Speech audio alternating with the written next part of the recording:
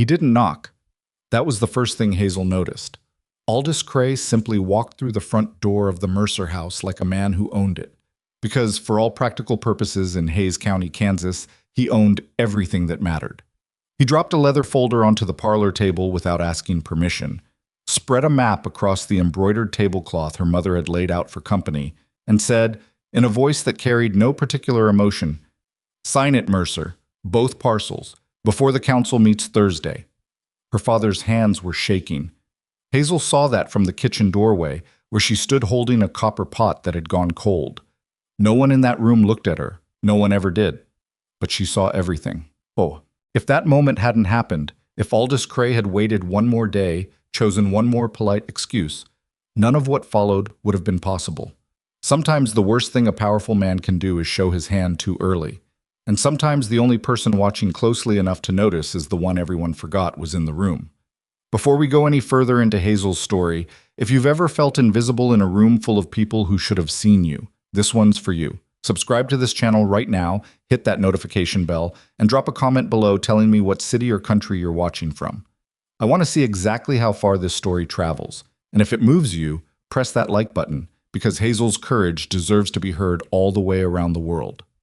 Now, let's go back to Kansas, 1881, and let's not look away. The Mercer kitchen smelled like scorched coffee and bacon grease, which is to say, it smelled like every morning of Hazel's 26 years. She had learned, early and thoroughly, that her place was behind the door. Not literally. There was no rule written down, no instruction her father had ever spoken aloud. It was more like the way a river learns its banks, gradually, inevitably, through repeated pressure applied in the same direction over a long period of time. Her sisters, Clara and Louise, were the river. Hazel was the bank. Clara was 23 and had the kind of face that made men forget what they'd just been saying. Louise was 20 and had recently learned to laugh in a particular way that made the same men feel clever for no good reason. Both of them had been married off once already. Clara's first husband had died of fever 2 winters back, and Louise's first marriage had simply dissolved, the way some things do when there's nothing solid underneath. Now their mother, Eugenia Mercer, was in the business of trying again, which was why Silas Boone was coming to dinner. Hazel had heard his name the way she heard most things in that house, through walls, through half-open doors, through the convenient blindness her family developed whenever they needed her close enough to cook, but far enough away to ignore. Silas Boone, 61 years old, owned the largest working cattle operation in 3 counties. His wife, Margaret, had passed 18 months ago. He had one grown son who wanted nothing to do with ranching, a foreman he trusted, and a water problem he couldn't solve. That last part was the part no one else in the Mercer house had thought to notice. But Hazel had noticed. She'd noticed it in November, when old Pete Granger rode past their property in the rain, looking at his creek bed with the face of a man watching something die. She'd noticed it in January, when 3 different ranchers had stopped at the general store on the same afternoon and spoken in low voices near the seed counter. She'd noticed it in March, when the county assessment letters arrived, and 2 of the parcels listed didn't match the survey marks her grandfather had recorded 30 years before. Her grandfather, Edmund Mercer, had been a land surveyor of considerable skill and almost no social grace, which meant people had underestimated him consistently and thoroughly, and he had quietly documented everything anyway. He'd left his notebooks to Hazel when she was 14, because she was the only one who'd sat still long enough to listen to him talk about soil gradients and water tables, and the particular way a creek will migrate over 2 decades if you don't pay attention. She kept those notebooks in a tin box under her bed. She had never told anyone they existed. The morning Silas Boone was expected, Eugenia Mercer moved through the house like a general before a battle she intended to win. Clara, the blue dress, not the gray. Louise, your hair needs to be done again. I can see you barely touched it. Hazel, a pause. The particular kind of pause that contains a whole paragraph of things no one wants to say out loud. Hazel, just make sure the coffee stays hot, and don't speak unless someone asks you something directly. Yes, ma'am. And don't hover in the doorway. It looks desperate. Hazel nodded and went back to the kitchen. Her father, Robert Mercer, found her there 20 minutes later. He was a decent man in the way that some men are decent, not through active goodness, but through the absence of specific cruelties. He had 5 acres of wheat that never quite prospered, a wife whose ambitions exceeded his means, 2 daughters he didn't entirely understand, and 1 daughter he didn't think about much at all. Mr. Boone is particular about his coffee, he said, as though this was useful information. I know, Hazel said. 2 cups, black, nothing in it. He said so at the Wells assessment last fall. Her father looked at her for a moment with the faint surprise of a man who keeps forgetting that the lamp in the corner is actually lit. You were at the assessment? I brought you your lunch, Papa. You left it on the wagon. He nodded slowly. Right. Then he left. Silas Boone arrived at 1:30 in an unremarkable buckboard, which was itself a kind of statement. A man who owned what he owned could have arrived in something fancier. He chose not to. Hazel watched from the kitchen window. She wasn't supposed to, but the window faced the side yard and no one was watching her watch. And she saw a man who moved like someone who had been in pain for a long time and had learned to work around it. His left knee, probably. The way he stepped down from the wagon said everything. He was not what she'd imagined from the name. The name Silas Boone sounded like someone large and loud who took up space on purpose. The actual man was medium height, a little spare, with a weathered face that had spent decades making up its mind about things. He carried his hat in his hand when he came to a door. She noticed that too. Inside, the Mercer parlor performed itself. Hazel could hear it from the kitchen, her mother's bright, practiced welcome, Clara's laugh at exactly the right moment, Louise asking a question about cattle breeding that she'd clearly prepared in advance and delivered with the precision of someone diffusing something. Her father asking about the drive up from the South Range. Silas Boone answering in short sentences, asking questions in return that were more pointed than anyone seemed to expect. Hazel came in with the coffee tray and went to work being furniture. This was a skill she had refined over years. You moved slowly. You made no sound that wasn't necessary. You kept your eyes on what you were doing and let your peripheral vision do the real work. You were the chair in the corner, present, functional, uninteresting. She poured coffee for her father first, then for the guest. That was when she heard it. Survey line runs along the ridge, her father was saying. He had a county map open on the table, the new one, the official one, printed by the county clerk's office in the spring. Mr. Cray's people said the water access boundary falls here, just below the Granger property, which means, that's not right, Hazel said. The room went absolutely silent. She hadn't meant to say it out loud. She had genuinely not planned that. The words came out the way words sometimes do when the truth is moving fast enough. They just leave before you can close the door. Her mother's face had already made a decision about what expression to wear. It was the smile that wasn't a smile, the one that meant we will be discussing this later in a manner you won't enjoy. Her father said, Hazel. Clara said nothing but managed to convey volumes with the angle of her chin. Silas Boone said, What's not right? He was looking directly at her, not through her, not past her, not at the general space she occupied the way most people did. He was looking at her face the way a man looks at something he's trying to accurately understand. Hazel's throat went dry. The survey line, it doesn't run along the ridge. There's a jog in it, about 40 feet north of where that map shows. There's an old stone marker at the base of a cottonwood that's been there since 1849. The creek's water access starts above the Granger property line, not below it. Silence again. A different kind. And how would you know that? Her father asked. And it wasn't unkind exactly, just honestly bewildered. Because Grandfather Edmund surveyed that whole section in 1852 and 1868, twice. He said the county record was wrong in 1869 and he submitted a correction, but no one filed it properly. Her mother said very quietly, Hazel, why don't you... Where are those records? Silas Boone said. What? The question landed like a stone in still water. You could see the rings spreading outward across the room. Eugenia Mercer drew a breath that could have inflated a sail. Mr. Boone, I'm so sorry. My daughter sometimes, she means well, but she isn't familiar with county land procedures. She just described a 40-foot survey discrepancy on a line that's been in dispute for 2 years, Silas said. He wasn't rude about it. He wasn't even particularly emphatic. He just stated it the way you'd state a weather fact. That's not a matter of being familiar with procedures. That's specific knowledge. I'd like to know where it comes from. Robert Mercer was looking at his daughter with an expression she had never quite seen on his face before. something between alarm and something else, something slower. The records are... Hazel stopped. Something in the room's temperature warned her. She didn't know yet where the danger was coming from, but she felt it the way you feel a shift in wind before you see the clouds. My grandfather kept detailed notebooks, land surveys, water access records, geological notes. He gave them to me before he died. How long have you had them? 12 years. Another silence. This one had weight to it.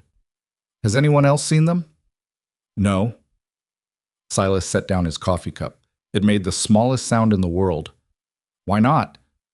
Hazel looked at him. She thought about several answers and discarded all of them and settled on the one that was true. Because no one ever asked. What happened next was the thing Hazel replayed afterward, in the kitchen, alone, when the sound of the wagon wheels had faded and her mother had retreated upstairs with a headache that was either genuine or diplomatic. Silas Boone had stood up. He'd put on his hat, carefully, the way men of his generation did, with a particular respect for the gesture. He'd shaken her father's hand and thanked Clara and Louise for the pleasant afternoon with exactly the politeness of a man who was already thinking about something else entirely. Then he'd turned to Hazel, standing near the kitchen door with the empty coffee tray still in her hands, and he said, "Miss Mercer, I'd be grateful if you'd let me come back and look at those notebooks, at your convenience and with whatever arrangement your family finds suitable." Her mother made a sound. Her father said, "Well, now, I'm not sure what—" "Those records could matter to a great many people in this valley," Silas said, still looking at Hazel. "But that's her decision." No one had said that to her before. Not in those words, and not with that face. The face of a man who meant what he said and wasn't particularly interested in negotiating it. Hazel said, "Thursday afternoon would be fine." What? He left. The house rearranged itself around his absence. Clara disappeared upstairs without speaking. Louise asked their mother what had just happened, and Eugenia said she wasn't entirely sure but that Hazel had managed, as she so often did, to make things complicated. Robert Mercer stood by the front window for a long time, watching the road. Hazel washed the cups. She washed them slowly, because when your hands are busy, your mind can work.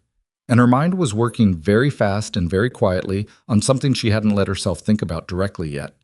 The thing that Silas Boone had said without saying, that the survey line being wrong, and Aldous Cray's name being attached to the claim that it was right, meant that one of the most powerful men in the county was either badly mistaken or deliberately lying.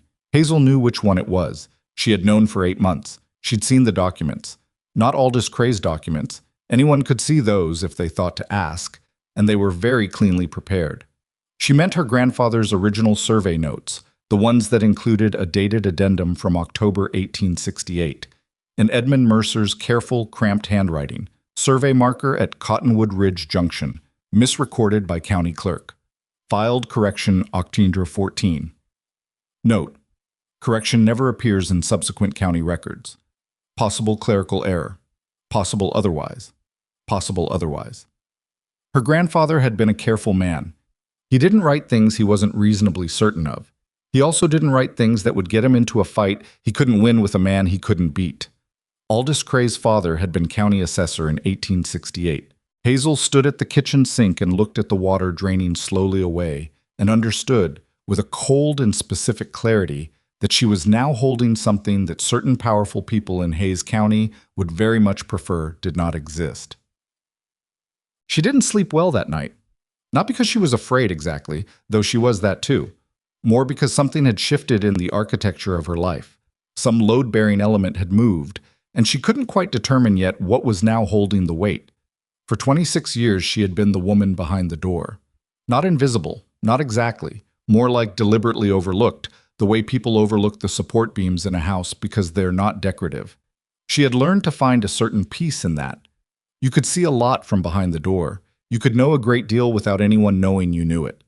But tonight she lay in her small room with the tin box under her bed and thought about Silas Boone's face when she'd spoken.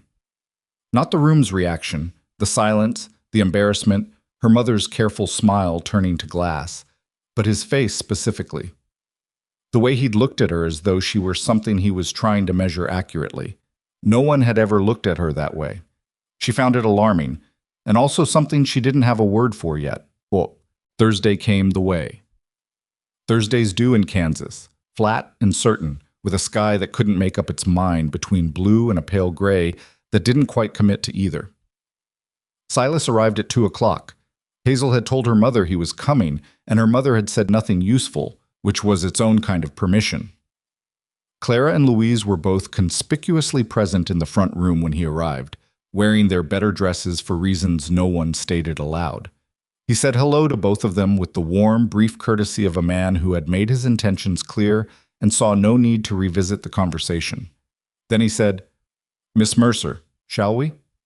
She led him to the kitchen table because it was the biggest flat surface and had good light from the east window. She set the tin box on the table. She had never opened it in front of another living person. Her hands were steadier than she expected. What happened over the next 2 hours was something Hazel would struggle for years to properly describe. Not because it was complicated, but because it was so completely unlike anything that had come before it that her existing vocabulary didn't quite cover the territory. Silas Boone was not a man who complimented things he wasn't sure about.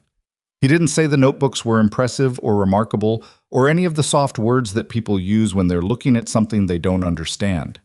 He read. He asked questions, precise, specific, sometimes technical in ways that surprised her. He knew more about land surveying than she'd expected, and she said so, and he said, without looking up from the page, "My father surveyed Nebraska territory in the 1840s. Some of it rubbed off." She found herself answering his questions the way she'd always imagined answering them, directly, with the particular confidence that comes from knowing something thoroughly and not being allowed to say so out loud until now. She showed him the 1852 survey. She showed him the 1868 correction that had never been filed. She showed him the discrepancy between her grandfather's measurements and the current county record, 43 feet, not 40. She'd measured it herself last spring, alone, with a tape measure she'd borrowed from the dry goods store and returned without explanation. He looked up when she said that. "You measured it yourself?" "Yes." "When?" "April, after the thaw." He was quiet for a moment. "On your own. There's no one else to go with." He looked at her again with that measuring look. Then he said, "Do you understand what these records mean, if they're verified?" "They mean Alden Cray has been collecting water rights fees from 16 ranching families on the basis of a boundary that was deliberately misrecorded 50 years ago." She paused. "And that whoever recorded it that way did so knowing it was wrong." Silence. "Miss Mercer," he said slowly, "Aldous Cray is not a man who responds well to being corrected." "I know." "He has considerable influence over the county council, over the sheriff's office, over the assessor." "I know." "If these records become public," "I know," she said, for the third time, and she heard something in her own voice that she hadn't quite expected. Not bravado, nothing as clean as that, but something harder and quieter underneath the fear. "I've known for 8 months, and I haven't done anything, because I know exactly what he is and what he can do." She looked at the notebook spread across her kitchen table, her grandfather's handwriting, careful and precise and completely unheard for 50 years. "But I also know what these are worth, and who they belong to." Silas Boone looked at her for a long time. Then he said, "What would you need to take this to the council?" The question was so direct it almost didn't land. She had to hear it twice in her own head before she answered. "Someone who won't run when Cray pushes back." He nodded once. "That's something I can manage." She didn't tell her family what had been discussed. Not that night, not the next day. She sat with it the way you sit with something that's too large to carry all at once.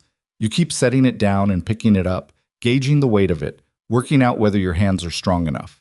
On Sunday morning, she overheard her mother telling Clara that Silas Boone was clearly a peculiar man with peculiar ideas, and that no sensible woman should read too much into what had been a polite but ultimately strange visit. Clara said she supposed he was a widower, and widowers were sometimes unpredictable. Louise said she thought he was handsome for his age. Hazel said nothing.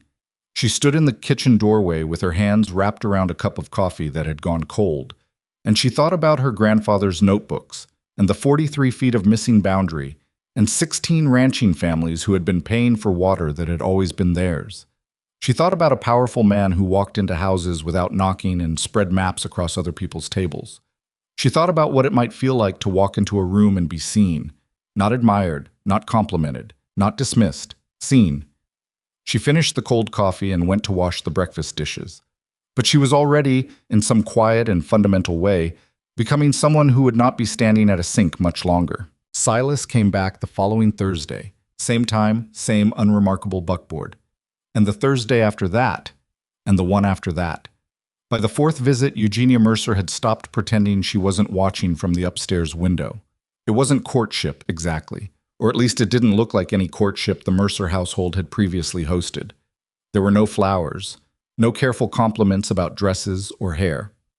Silas Boone arrived, said a brief and genuine hello to whoever happened to be near the door, and then sat down at the kitchen table with Hazel and a set of county maps that he'd started bringing himself, rolled up in a leather tube and slightly battered at one end from being wedged under the buckboard seat. He drank his coffee black and sometimes forgot it was there. Hazel kept making fresh cups and setting them near his elbow and not saying anything about it because she understood the particular distraction of a problem you're trying to see all the way around. They worked through the notebooks methodically, not quickly. Silas wasn't a man who moved fast through things he wanted to understand, but with a steadiness that Hazel found she could trust. He cross-referenced her grandfather's measurements against the county records he'd requested from the clerk's office in town. And what emerged, slowly and with an ugly clarity, was a pattern that her grandfather had only glimpsed the edge of in 1868. It wasn't one misrecorded boundary. It was nine.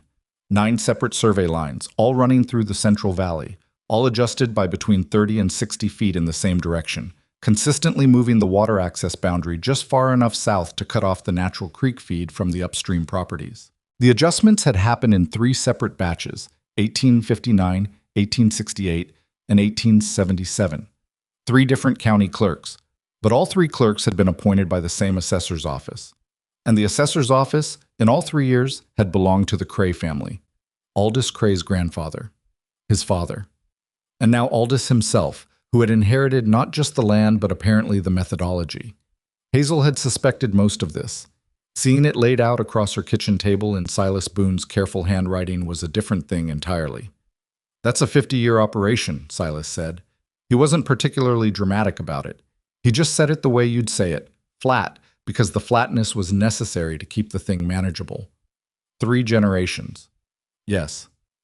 16 families currently paying water access fees to Cray's land company. 17 as of last November. The Pelham family signed on after their well ran low. He looked at her. "You've been tracking this." "I've had the information," she said. "I didn't know what to do with it." "You still don't," he said, and it wasn't unkind. It was accurate. "Neither do I yet. But we're getting there." That was the moment, not the first visit, not the coffee, not the measuring look in the parlor, that Hazel felt something shift in her understanding of what was happening. "We're getting there."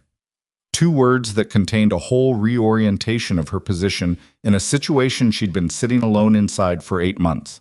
She didn't say anything about it. She refilled his coffee and turned back to the maps. But she felt it. The problem with feeling something like that, she discovered, was that other people started to notice before you were ready for them to. Clara noticed first, which was unsurprising. Clara had the particular attentiveness of someone who had spent her whole life monitoring the landscape for advantages. She found Hazel in the back garden 2 days after Silas's 4th visit, ostensibly looking for the shears, and then not finding them, and then not leaving. "He comes 4 times now," Clara said. "He's working through the surveys. There are a lot of them." "He looks at you." Hazel kept her hands in the bean plants. "He looks at what I'm showing him." "Hazel." A pause that had its own specific weight. I'm not being cruel. I just want to know what's actually happening." Hazel stood up and looked at her sister. Clara was beautiful, and had always known it, and had mostly used that knowledge defensively rather than offensively, which was perhaps why Hazel had never been able to fully dislike her. Right now she looked genuinely uncertain, which was unusual enough to merit attention. "He wants to take the survey records to the county council," Hazel said. "There's a boundary dispute that affects a lot of ranching families in the valley. Grandfather's notebooks have the evidence to settle it." Clara was quiet for a moment. "Aldous Cray's name is in this." "Yes. Papa does business with Aldous Cray." "I know." Another silence. Clara looked at the garden, then at the house, then at Hazel with an expression that was trying to be several different things simultaneously. Mama's going to be, I know that too. Clara left without the shears. Hazel went back to the beans and stayed there until her knees ached, because the garden was the one place in that house where no one expected anything from her she couldn't deliver. Eugenia found out the same evening, not from Clara. Credit where it was due, Clara held it for almost 3 hours. It was Louise who let it slip, casually, and with no apparent awareness of what she was detonating, mentioning over supper that she'd overheard something about Aldous Cray and survey records. And wasn't that the man who'd been at the Hendersons' party last month? The one with the new carriage? The table went quiet the way tables do when someone has just pulled the pin from something. Robert Mercer set down his fork. Survey records, he said, to no one in particular. Eugenia was looking at Hazel with an expression that had moved well past the smile that wasn't a smile into something colder and more direct. What have you been discussing with Mr. Boone? It wasn't a question. The period at the end was audible. Hazel had prepared for this moment in the approximate way that you prepare for a tooth extraction, knowing it's coming, understanding it's necessary, not being able to make it not hurt. Grandfather's survey notebooks, she said. They document a series of boundary misrecordings in the county records. Mr. Boone believes the information is significant enough to bring before the council. Aldous Cray, her father said slowly. Yes, Papa. Aldous Cray, who holds the note on my weed operation. The sentence arrived in the room and stayed there. Hazel hadn't known that. She kept her face very still and her voice even and said, I didn't know about the note. No, her father said. You didn't. He wasn't angry. He almost sounded tired. How much of this have you already committed to? Nothing's been decided yet. Mr. Boone and I are still... Mr. Boone. Her mother's voice was precise and controlled and carried underneath it the kind of cold that comes from very deep water. Silas Boone has been sitting in my kitchen for 4 weeks, going through private family documents with my unmarried daughter, and you are telling me nothing has been decided. The documents are mine, Hazel said. Grandfather left them to me. You are 26 years old and you live in my house, and those documents have not been discussed with this family because this family has never asked about them. She said it quietly, not as an accusation, or not only that, also as a fact that needed to exist in the room. I've had them for 12 years. In all that time, not one person in this house has asked what grandfather left me, or what it contained, or whether it was important. Silence. Her father looked at the table. Clara looked at her hands. Louise was watching Hazel with the expression of someone witnessing something that was simultaneously uncomfortable and, against their will, compelling. Eugenia said, This isn't about the notebooks. Mama, this is about Silas Boone. Her mother stood up from the table with the measured composure of a woman who had practiced composure the way other people practiced piano. He is 61 years old. He has a son who wants nothing to do with him.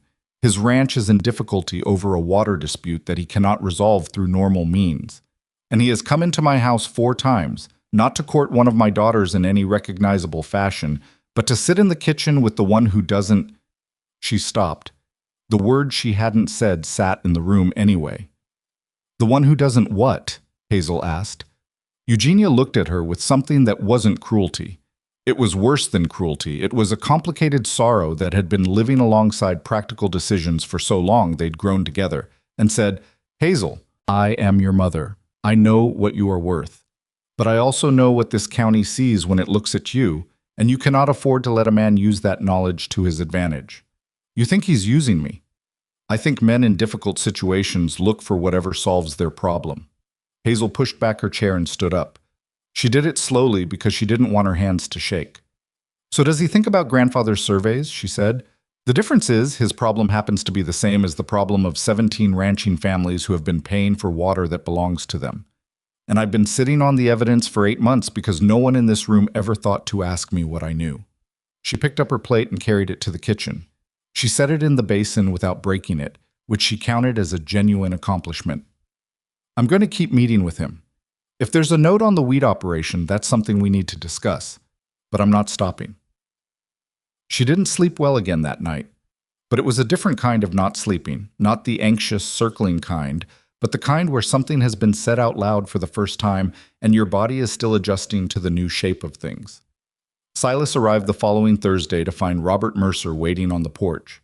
Hazel watched from the kitchen window. She was doing that a lot lately, and saw the two men talk for almost 15 minutes. She couldn't hear the words. She could read her father's posture, though, and it went through several distinct phases. Formal politeness, then a kind of stiffening that was probably the note on the wheat operation being raised, then something that surprised her.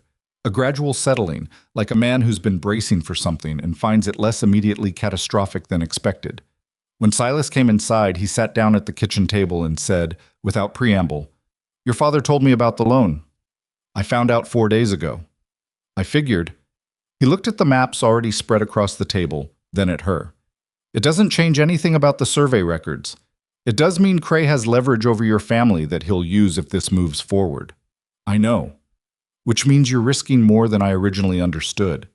She sat down across from him. "Mr. Boone, I have been living in this kitchen for 26 years. I have cooked and cleaned and stayed quiet and watched my sisters be presented to every eligible man in 2 counties. I have watched my grandfather's life work sit in a tin box under my bed because no one thought to ask whether it mattered." She looked at him steadily. "The risk of doing nothing is also a risk. I've just been the only one paying it." He was quiet for a long time after that, long enough that she started to wonder if she'd miscalculated something. Then he said, "I want to tell you something, and I want you to hear it as it's meant, which is direct and not sentimental. All right? I came to your father's house the first time because I'd heard he had daughters of marriageable age, and I am a practical man with a ranch that needs—" He paused. Not from embarrassment exactly, more from the precision of wanting to say it right. "A ranch that needs more than I can give it alone, and I thought a practical arrangement might serve everyone. That was my honest intention walking in the door." He looked at the notebooks. "What I did not expect to find was someone who knew more about my land problem than my own lawyer, or someone who had been sitting on that knowledge alone without—" He stopped again. "I'm not a romantic man, Miss Mercer. My wife would have told you that without being asked. But I know what it looks like when a person has been made to feel that what they know doesn't count. And I know what it costs them." The kitchen was very quiet. Outside, a horse shifted its weight in the yard. "Why are you telling me this?" she asked. "Because you should know my starting position clearly before we go any further with any of this. You deserve that." She thought about her mother's words. Men in difficult situations look for whatever solves their problem. She thought about the 17 ranching families. She thought about Pete Granger watching his creek bed in the rain. She thought about Edmund Mercer's careful handwriting, possible clerical error, possible otherwise. "What is any further exact?" she said. "I'd like to bring these records to Judge Harlan Foss. He's a federal circuit judge, sits above the county council's jurisdiction, which means Cray can't pressure him through the local assessor's office. But for Foss to take it seriously, someone who understands these documents needs to speak to them directly. Not a lawyer reading from a brief. Someone who can stand in a room and answer questions and explain why Edmund Mercer's 1868 correction should override 50 years of county record." She understood what he was saying. "You mean me?" "I mean you.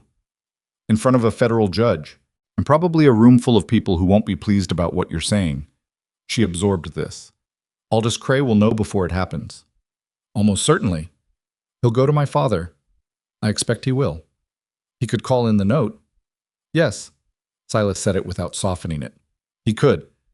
Hazel looked at her grandfather's handwriting, the careful loops of a man who had spent his life measuring things accurately in a world that preferred its measurements convenient. She thought about the fact that he'd tried to file a correction in 1869 and been ignored. She thought about what it must have felt like to know the truth and have nowhere to put it. "When?" she asked. "Foss comes through the territory in 6 weeks. I can get us on his calendar if we move quickly." 6 weeks. She turned the number over. 6 weeks to prepare documentation that could withstand the scrutiny of a federal circuit judge and the counterarguments of whatever lawyers Aldous Cray could assemble, which would be expensive and well-prepared and motivated by the specific urgency of a man whose family's 50-year scheme was about to be exposed. "I'll need to organize the notebooks by section," she said. "Cross-reference them against the county records to show each discrepancy individually. Build a chain from the 1852 survey through the 1868 correction to the current maps." She was already thinking through it, the way her mind worked when it had something real to hold. It would help to have a land surveyor verify the methodology, someone with standing in the state who isn't connected to the county assessor's office. Silas nodded slowly. I know a man in Dodge City, Frank Alderman. Retired state surveyor, good reputation, no ties to anyone in this county. Knows me a favor from a boundary dispute in '78. Can you trust him to stay quiet until we're ready? More than most people. Then yes, she said. 6 weeks. He picked up his coffee cup, cold again, she noticed, and drank it anyway with the equanimity of a man who had long since stopped expecting things to be the temperature he preferred. There's one more thing. Something in his tone made her look up. Cray's Land Company filed a new claim with the county recorder last week. An easement running across the northeast section of the Granger property. If it's approved, it legally redirects the creek output regardless of what the original surveys say. He set the cup down. You may already know the notebooks exist. The sentence arrived with a specific kind of cold. How? I don't know yet. It may be coincidence. His face said he didn't think it was coincidence. But the timing is particular. Hazel thought about the visitors to their house in the past month. The Mercer home wasn't a private place. Her mother ran it like a small social operation, neighbors in and out, her father's business associates occasionally stopping for dinner. Anyone could have mentioned Silas's visits. Anyone could have mentioned the kitchen table covered in old maps. My family didn't know what we were working on, she said, not the specific content. Someone knew Silas Boone was spending Thursday afternoons here, he said. That might have been enough to make Cray curious. She thought about the new easement filing, a legal instrument, properly filed, sitting in the county recorder's office right now, methodically closing the door that her grandfather's notebooks were about to open. If that easement is approved, it won't hold up to the original surveys once those are in front of Foss. He said it with the careful confidence of someone doing math out loud and watching the numbers come out right. But it will complicate the timeline. Cray knows the council meets before Foss arrives. He's trying to move faster than we are. Then we have to move faster than 6 weeks. I'm working on it. She looked at the maps. She looked at her grandfather's notebooks, the leather covers worn soft at the corners from 12 years of handling. She thought about the Friday morning, 2 months after Edmund Mercer's funeral, when she'd been 14 years old and had opened the tin box for the first time and found the notebooks and a single folded note written in that same careful handwriting. For Hazel. Because she is the one who listens. She had cried about that, alone in her room, for reasons she hadn't fully understood at 14. She understood them now. Mr. Boone, she said. Silas, he said. He'd said it before, once, gently, and she'd deflected it, and now he said it again without pressing. Silas. The name was strange in her mouth. Not bad strange, just new. What happens to your ranch if this doesn't go the way we're planning? He was quiet for a moment. An honest quiet. He was actually thinking about it. The water rights situation is already limiting what I can run on the South Range. If Cray's easement goes through, it cuts the main creek access to roughly a third of my grazing land. 2 more dry summers, and I'm selling off sections. He paused. But that's true for Granger too, and the Pelhams, and 6 other families I could name. Cray isn't just taking water, he's taking time. Every year this runs, the ranches get smaller, and he gets more leverage. And you think the notebooks can stop that?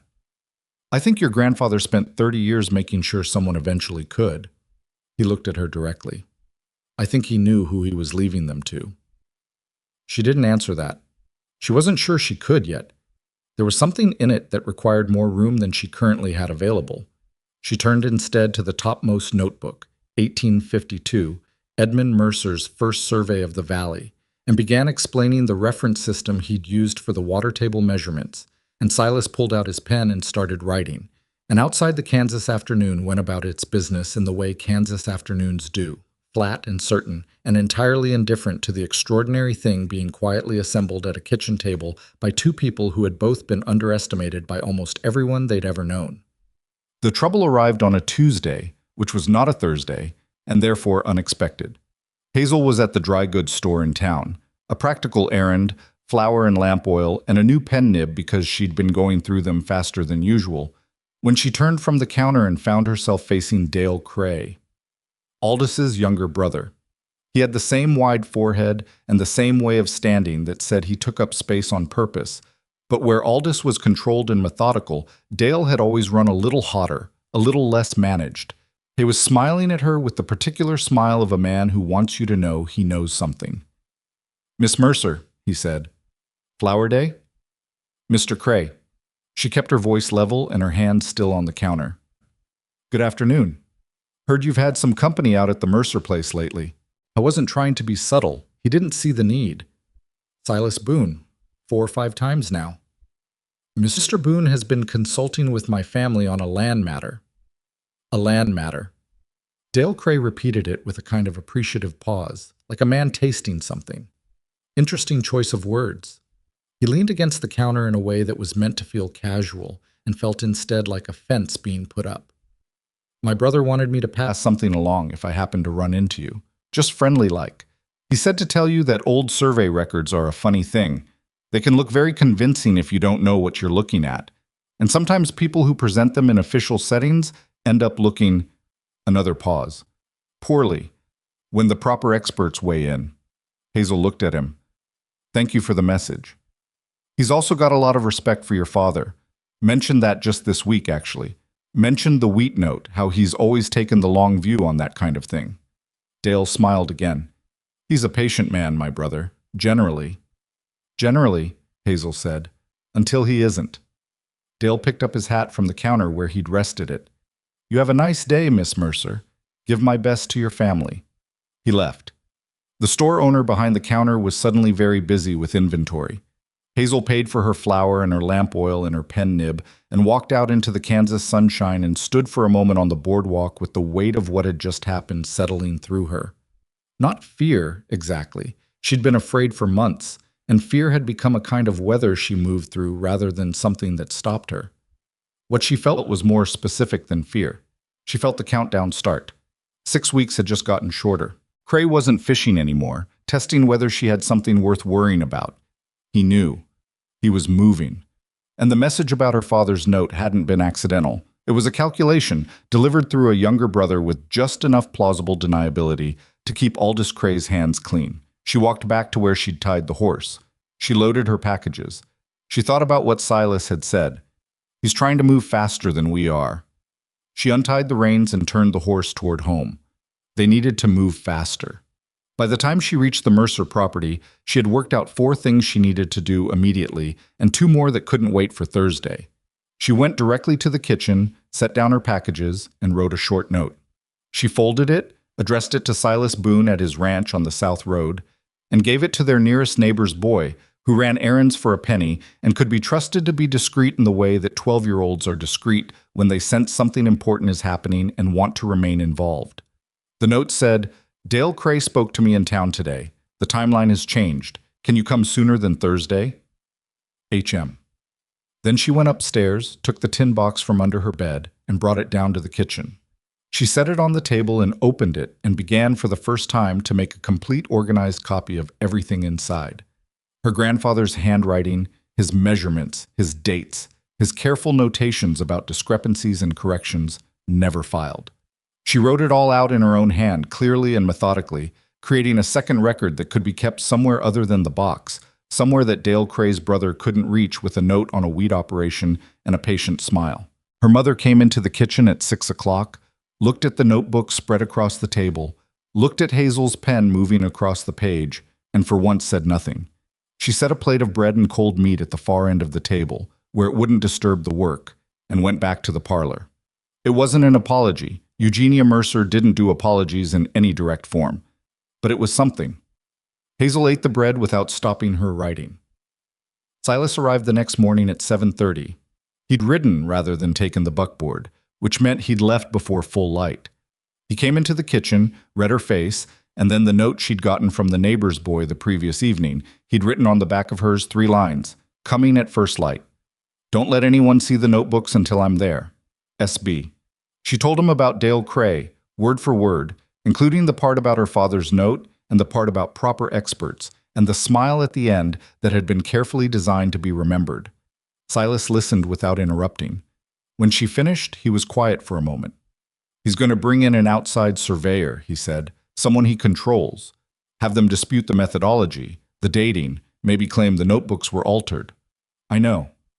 Frank Alderman needs to see these before anyone else does. Can you have everything organized and copied by Friday? She gestured at the table. She'd been at it for 3 hours already that morning.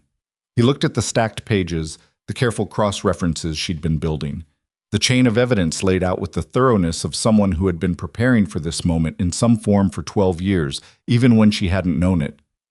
Right, he said quietly. They worked through the morning. Her father came in once, looked at the two of them at the table, and asked if anyone wanted more coffee in the voice of a man trying to decide what position he was in and not quite landing on one.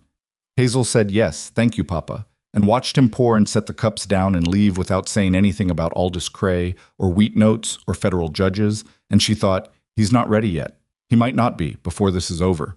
She couldn't wait for him to be. Some things you had to begin while the people you loved were still deciding whether to follow. At noon, Silas looked up from the 1877 batch of records, the most recent misrecordings, the most systematic, and said, without particular preamble, I want to ask you something that isn't about the surveys. She waited. What do you want? When this is over, one way or the other, what do you want your life to look like? No one had asked her that either. She found she had to sit with it for a moment, the way you sit with a question that's been in the room for years and has just finally been said out loud. I want to not be behind the door, she said. Then, because that sounded incomplete, I want what I know to matter to someone other than me. He nodded once, like that was a sufficient answer, like it made sense. I can tell you something that's true, he said. Whether any of the rest of this goes right or not, what you know already matters. It has always mattered. The only thing that's changed is that now there's someone in the room paying attention. She looked at him across the kitchen table, across the spread of her grandfather's notebooks, and her own careful copies, and the county maps with their false lines, and the 60-year weight of a wrong that needed correcting. She looked at a man who had come to her father's house for one reason and stayed for an entirely different one, and who was sitting in a kitchen at noon drinking coffee that had gone cold again, and who had just said the most straightforwardly true and necessary thing anyone had ever said to her. We should finish the 1877 section, she said. Yes, he said, and picked up his pen. Frank Alderman arrived on a Wednesday, which was neither a Thursday nor a Tuesday, and therefore felt, to Hazel, like the calendar was at least trying to be neutral about things. He was older than she'd expected, 70, maybe, with the careful movements of a man who'd spent decades outdoors, and whose joints remembered all of it. He had a white beard trimmed close, and eyes that moved across a room the way a surveyor's eyes do, measuring angles without thinking about it, cataloging distances as a matter of habit, so old it had become reflex. Silas introduced them at the kitchen table, and Alderman shook Hazel's hand the way you shake the hand of a colleague, which was different from how most men shook her hand, and she noticed. He spent 4 hours with the notebooks. He didn't speak much while he worked, and when he did, the words were technical and specific and directed at Hazel rather than Silas, because it became clear within the first 20 minutes that she was the one who could answer the questions that mattered. He asked about the reference marks, the baseline measurements, the dating conventions her grandfather had used. He asked about the 1868 correction filing, and she showed him the original draft in the notebook, with Edmund Mercer's dated notation and the subsequent absence of any corresponding entry in the county records she'd copied out from the clerk's office. Alderman was quiet for a long time after that. Your grandfather was meticulous, he said finally. Yes. This correction should have been filed. He tapped the page. Not hard, but with the weight of a man confirming something he'd suspected since he opened the first notebook. The methodology here is sound. The reference system is consistent across all 3 survey periods, 1852, 1868, 1877. Someone with his training doesn't make 40-foot errors. Not once. Not 9 times in the same direction. No, Hazel said. He doesn't. Alderman looked at her. You understand what you have here. I've understood for 8 months. He looked at Silas. Something passed between the two men, not quite surprise, but an acknowledgement of something. Then Alderman looked back at Hazel and said, I'll put my name to this. Written verification of the methodology and the findings, signed and notarized. You'll want that before Foss. He paused. Cray will bring his own man, someone who'll dispute the dating, try to say the notebooks were altered or misdated. Do you have anything that independently corroborates the 1852 survey? Anything besides the notebooks themselves? She had been waiting for this question since the moment she'd understood they were actually going to do this. Yes, she said, and reached into the back of the tin box for something she hadn't shown Silas yet.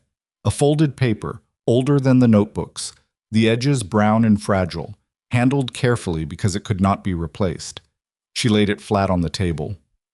My grandfather's original surveying license, issued by the Kansas Territory Authority in 1849. The licensing documentation included a requirement that surveyors file copies of their primary baseline measurements with the Territorial Authority, not just the county. He did. The territorial records are in Topeka.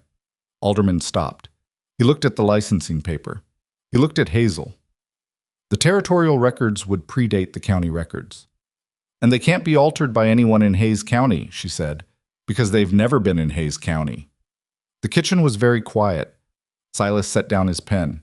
Alderman said slowly, "You've known about the Topeka records.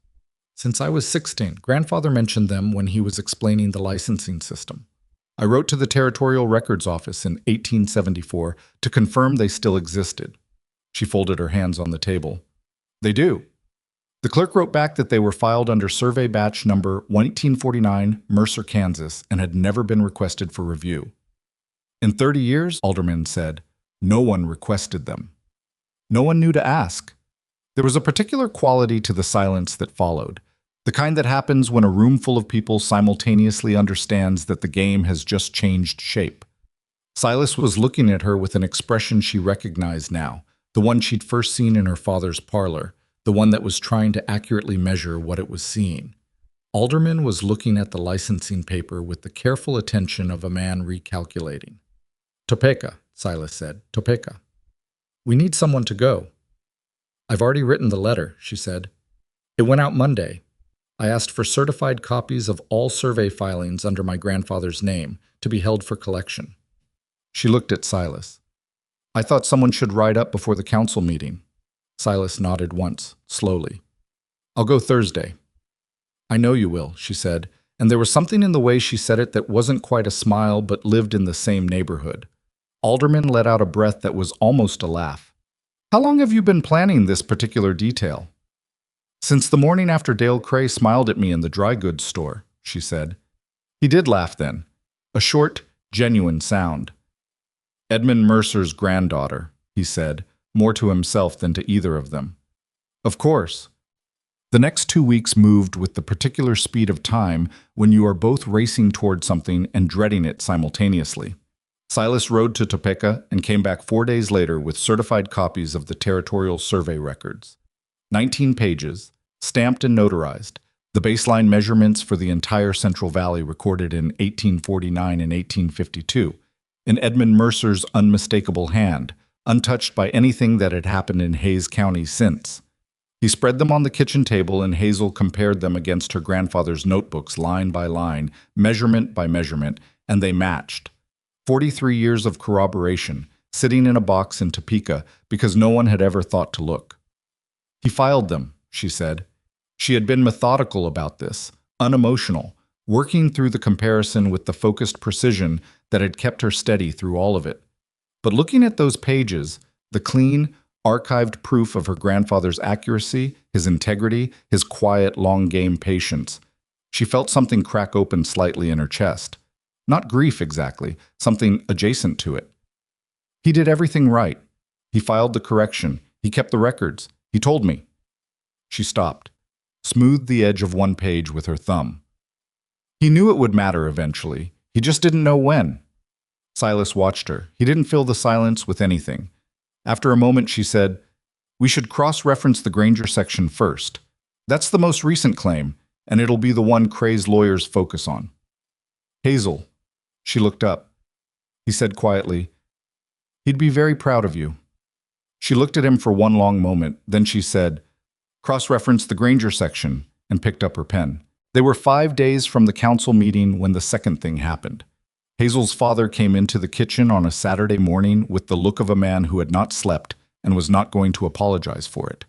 He sat down across from her. She was alone, working through the documentation. and he put both hands flat on the table and looked at them for a while. Aldous Cray came to the store yesterday, he said. She set her pen down. He was... Robert Mercer stopped. Started again. He was polite. He's always polite. He said he'd heard some concerning things about private family documents being prepared for a council presentation, and he wanted to make sure I understood the implications for our business relationship. Her father's jaw was tight. He mentioned the note very specifically. He said the repayment terms were flexible, as they'd always been, but that flexibility required a certain goodwill between parties. Hazel waited. He also said... Her father stopped again. His hands on the table were not shaking, but they wanted to. He said that young women who step into legal disputes without proper guidance sometimes find themselves in positions they can't recover from. That it wasn't appropriate for a man of his standing to involve himself personally, but that the county had ways of managing... He seemed to need a moment to finish the sentence. Managing situations. Papa. He looked up. You want me to stop? The question sat between them in the particular way that questions do when everyone in the room knows the honest answer isn't simple. Robert Mercer looked at his daughter for what felt like the first time in a genuine, sustained way. Not through her, not past her. At her face, the specific face of a person he had housed and fed and largely not thought about for 26 years, who was currently sitting at his kitchen table with 19 pages of certified territorial survey records and a case that 3 generations of the Cray family had spent 50 years trying to make impossible. Your grandfather, he said slowly, used to say that the land doesn't lie. You can move the markers, but the land remembers where it actually is. He exhaled. I thought he was being poetic. I think he was being literal. He was both, she said. Her father was quiet for another long moment. Then, what do you need from me? She hadn't expected that. She'd prepared for resistance, for an ultimatum, for a version of the conversation where she had to choose between her father's security and what was right, and she'd made that choice already, painfully, at 3 a.m. on a Tuesday, and it had cost her something she hadn't yet finished paying. She hadn't prepared for this. I need you to not stop me, she said. That's all. You don't have to do anything else. He nodded. It was a small nod, not heroic, not particularly certain, but it was real. All right. After he left, she sat for a while without working. Then she picked up her pen and kept going. The council meeting was held in the county seat, in a low wooden building that served as courthouse, meeting hall, and occasional overflow church, with benches that had absorbed decades of difficult conversations into their grain. It was the second Tuesday of the month, and the regular business had already been handled. Road assessments, a fence dispute between 2 properties in the North Range, the renewal of a mill license before the water access matter was formally raised. Hazel had arrived an hour early with Silas and Frank Alderman, and she had used that hour to organize the documentation in the order she intended to present it, to note which council members were already present and which ones arrived with Aldous Cray's lawyer, and to find a seat near the front that gave her a clear line of sight to the presentation table and also, incidentally, to the door.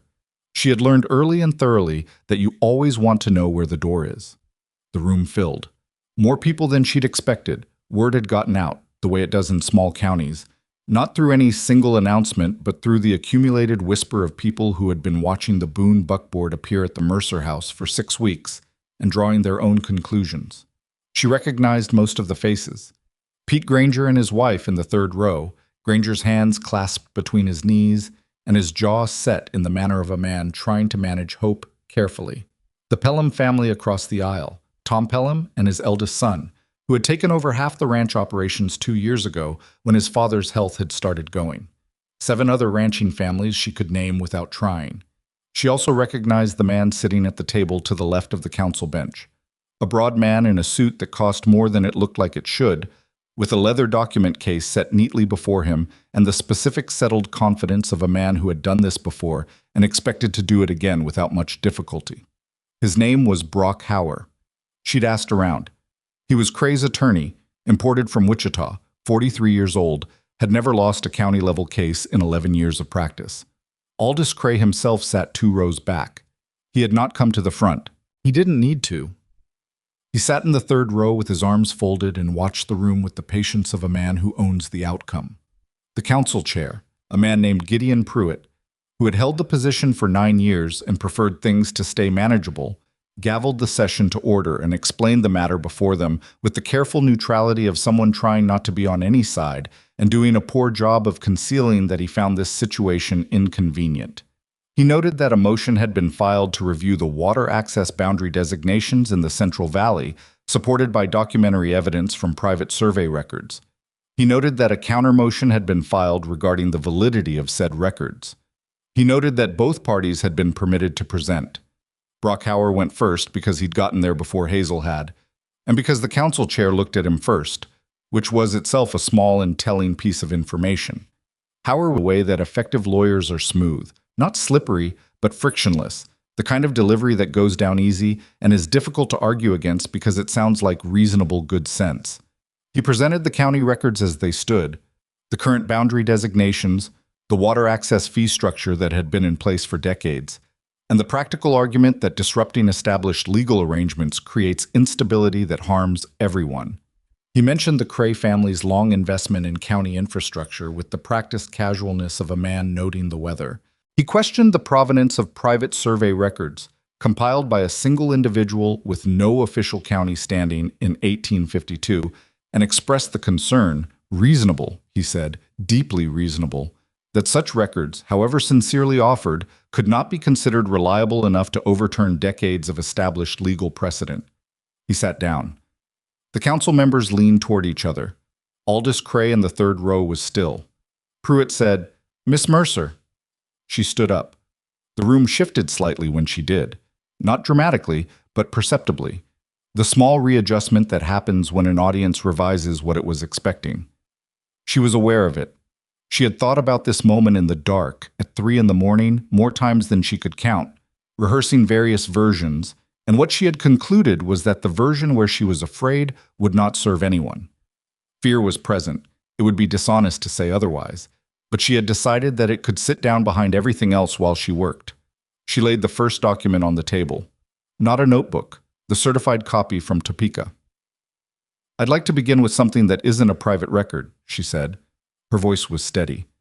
"This is a certified copy of the baseline survey measurements filed with the Kansas Territorial Records Authority in 1852 by Edmund Mercer, licensed surveyor, under survey batch number 1849, Mercer, Kansas. These records have been held in Topeka for 43 years and have never been altered, reviewed, or requested for amendment by any party in Hays County." She set the notarized certification stamp page beside it. "The measurements in these territorial records establish the original water access boundary for the Central Valley sections at 43 feet north of where the current county maps show it." Hauer was on his feet. "Mr. Chair, the reliability of 40-year-old territorial records." "Mr. Hauer," Pruitt said, with the tone of a man trying to hold a lid on something, "you'll have opportunity to respond." "The territorial records establish the baseline," Hazel continued, before the interruption could gain any more ground. "What I want to show the council is what happened to that baseline between 1852 and today." She laid out the second set of documents, her organized comparison, 9 sections, each one showing the original measurement, the county record is filed, and the discrepancy. In 9 separate sections, the county boundary record deviates from the territorial baseline by between 30 and 60 feet, consistently in the same direction, consistently moving the water access boundary south. The deviations occurred in 3 batches, 1859, 1868, and 1877. She looked at the council members, not at Cray, at the 5 men who were going to have to decide something today that they might have preferred not to decide. Each batch of deviations occurred during a year when the county assessor's office was processing a significant volume of land claims. Each batch was recorded by a different clerk, but all 3 clerks were appointed by the same assessor. She paused. "I have the appointment records from the county archive." Silence. The assessor in 1859 was Gerald Cray. In 1868, it was his son, Martin Cray. The 1877 records were processed under the oversight of the current assessor's office, which, she looked at the certification she'd pulled from the county files, operates under the authority of Aldous Cray's Land Company Charter, filed in 1876. The room did not explode. It absorbed the information the way rooms do when something large is set down in them. a collective stillness, a recalibration, people looking at people to see what everyone else was making of it. Howard said, "Mr. Chair, this is speculative and inflammatory." "It is documented," Hazel said, without raising her voice. "The appointment records are here. The assessment authority charter is here. The discrepancies are measurable and recorded and corroborated by 43-year-old territorial records that predate the involvement of any member of the Cray family in county administration." She laid the last document on the table. Frank Alderman's signed and notarized verification.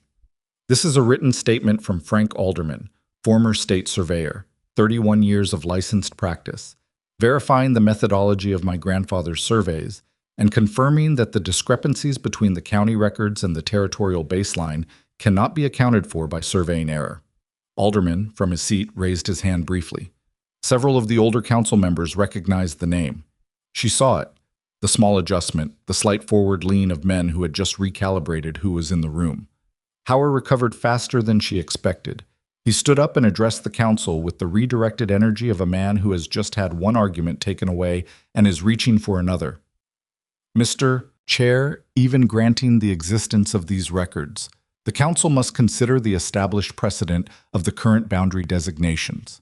17 families have operated under the current water access framework for years, in some cases decades. Disrupting that framework, those 17 families," Hazel said, "have been paying access fees for water that belongs to them." She kept her voice even. She had promised herself that. Not raised, not emotional in the way that would let anyone dismiss her. Clear and even and relentless. "The current water access framework was built on a misrecorded boundary. It doesn't create a right. It documents a wrong." She looked at the council. "Pete Granger has paid water access fees for 9 years. His property boundaries, properly measured against the 1852 territorial baseline, show that the main creek runs through his land, not across a boundary he has to pay to access. Same for Tom Pelham, same for 11 other families in this room right now."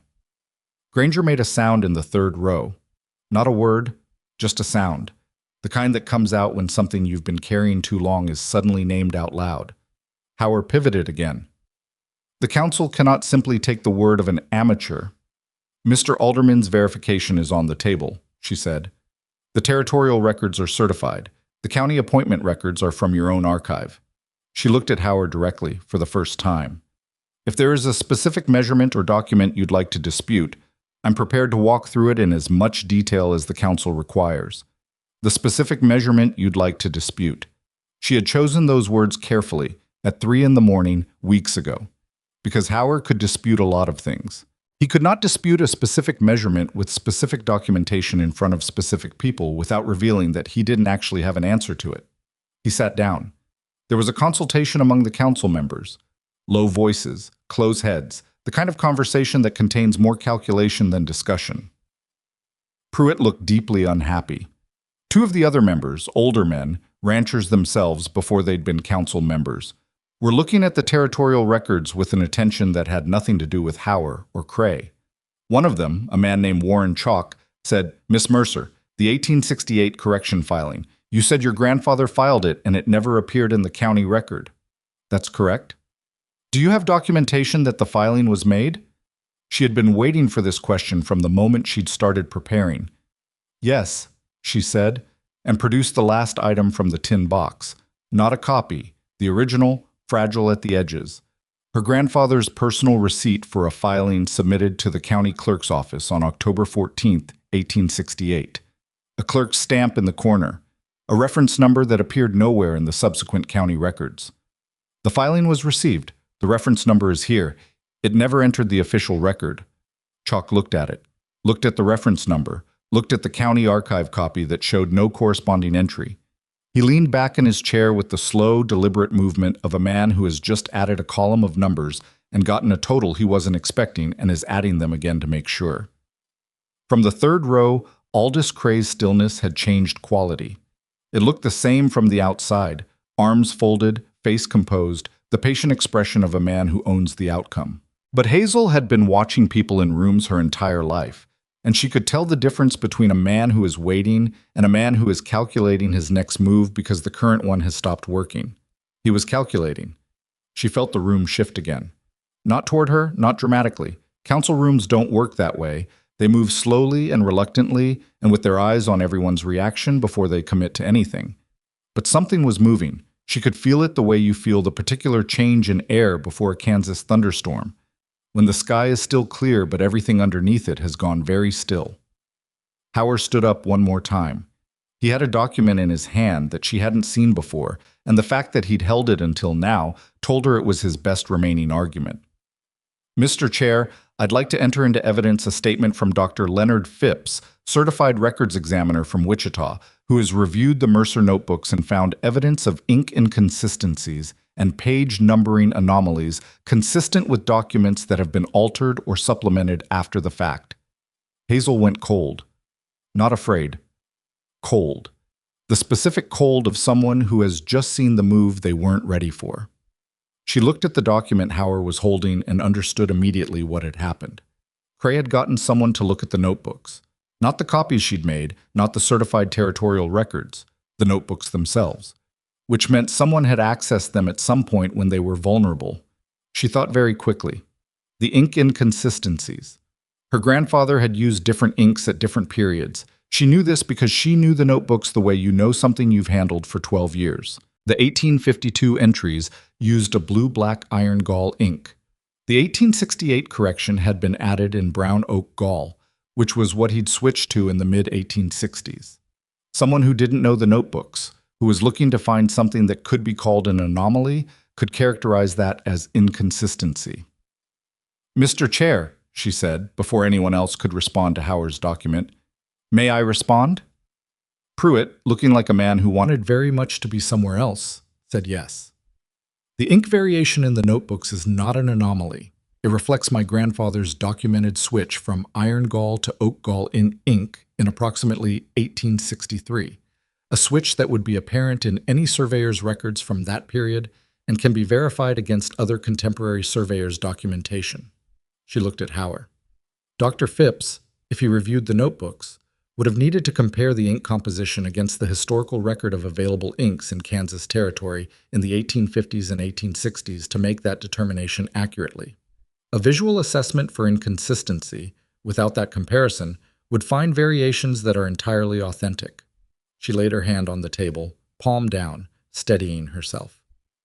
Additionally, the page numbering in my grandfather's notebooks is sequential by survey section, not by date, a method documented in the Kansas Territorial Surveying Standards of 1847, which required surveyors to organize records by geographic section rather than chronological entry.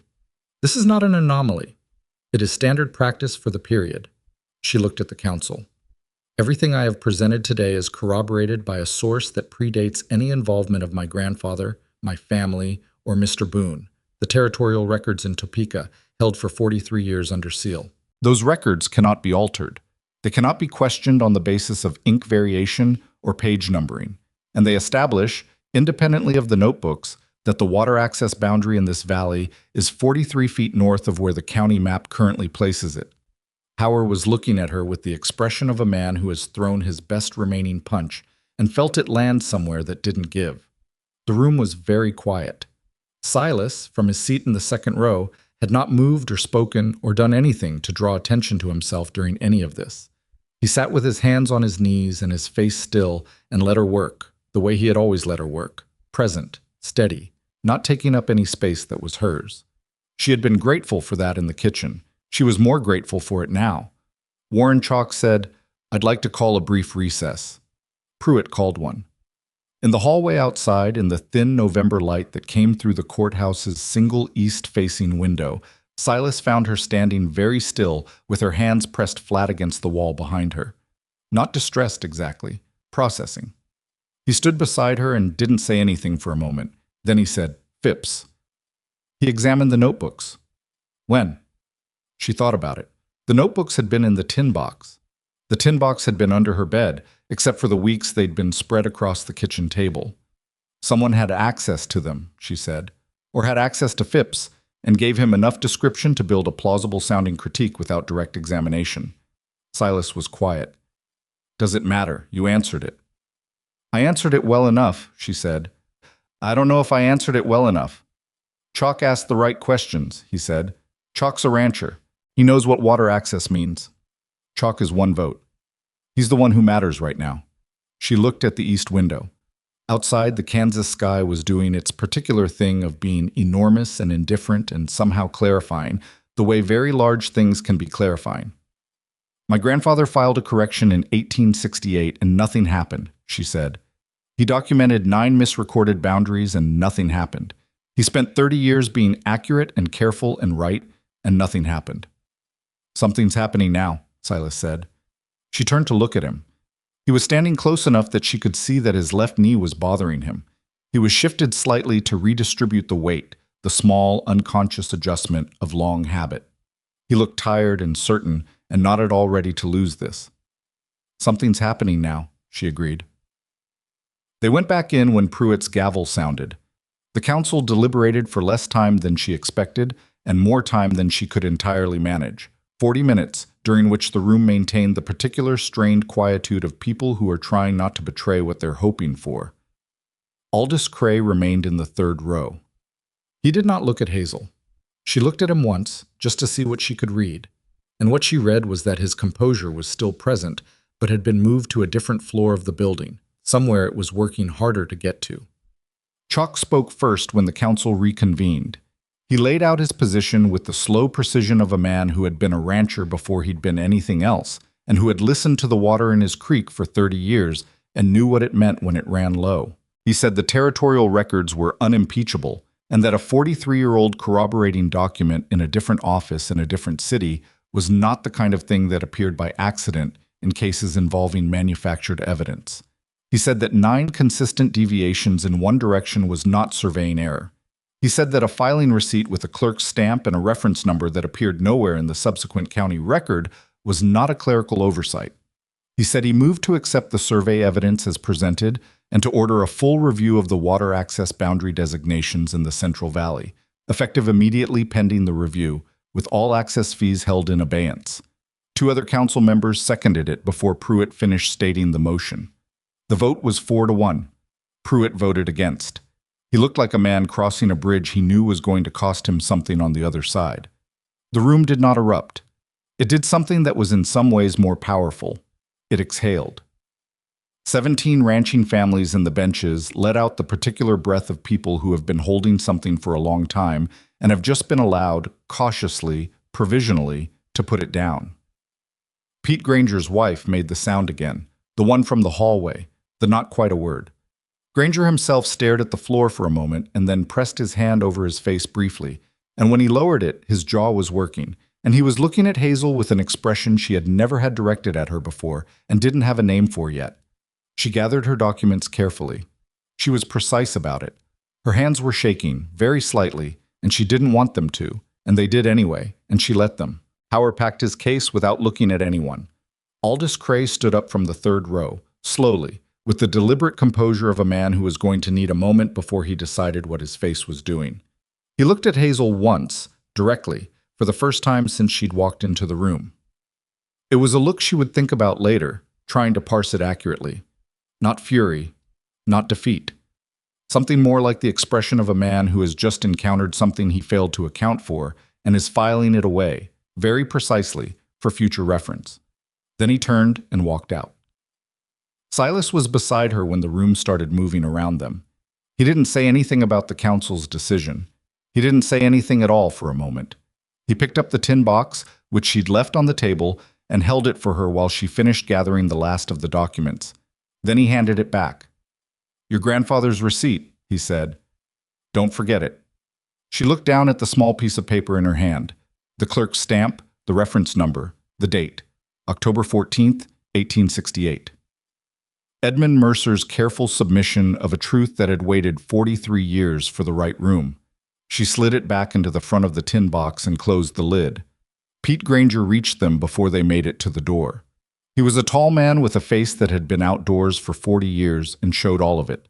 He stood in front of Hazel and seemed for a moment to have run out of words, which was apparently unusual enough that his wife touched his arm.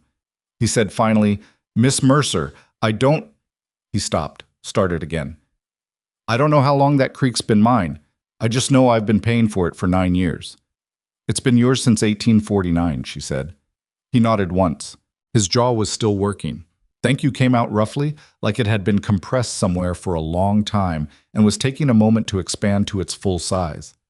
Thank my grandfather, she said. He's the one who wrote it down. She walked out into the Kansas afternoon, into air that was cold and flat and entirely ordinary, and she stood on the courthouse steps for a moment while the world continued being the world around her. And she thought about Edmund Mercer sitting at a desk in 1868, writing a correction that no one filed, and what it must have cost him to believe it would matter anyway. It had mattered. She tucked the tin box under her arm and went to find the horse. The review took 11 days.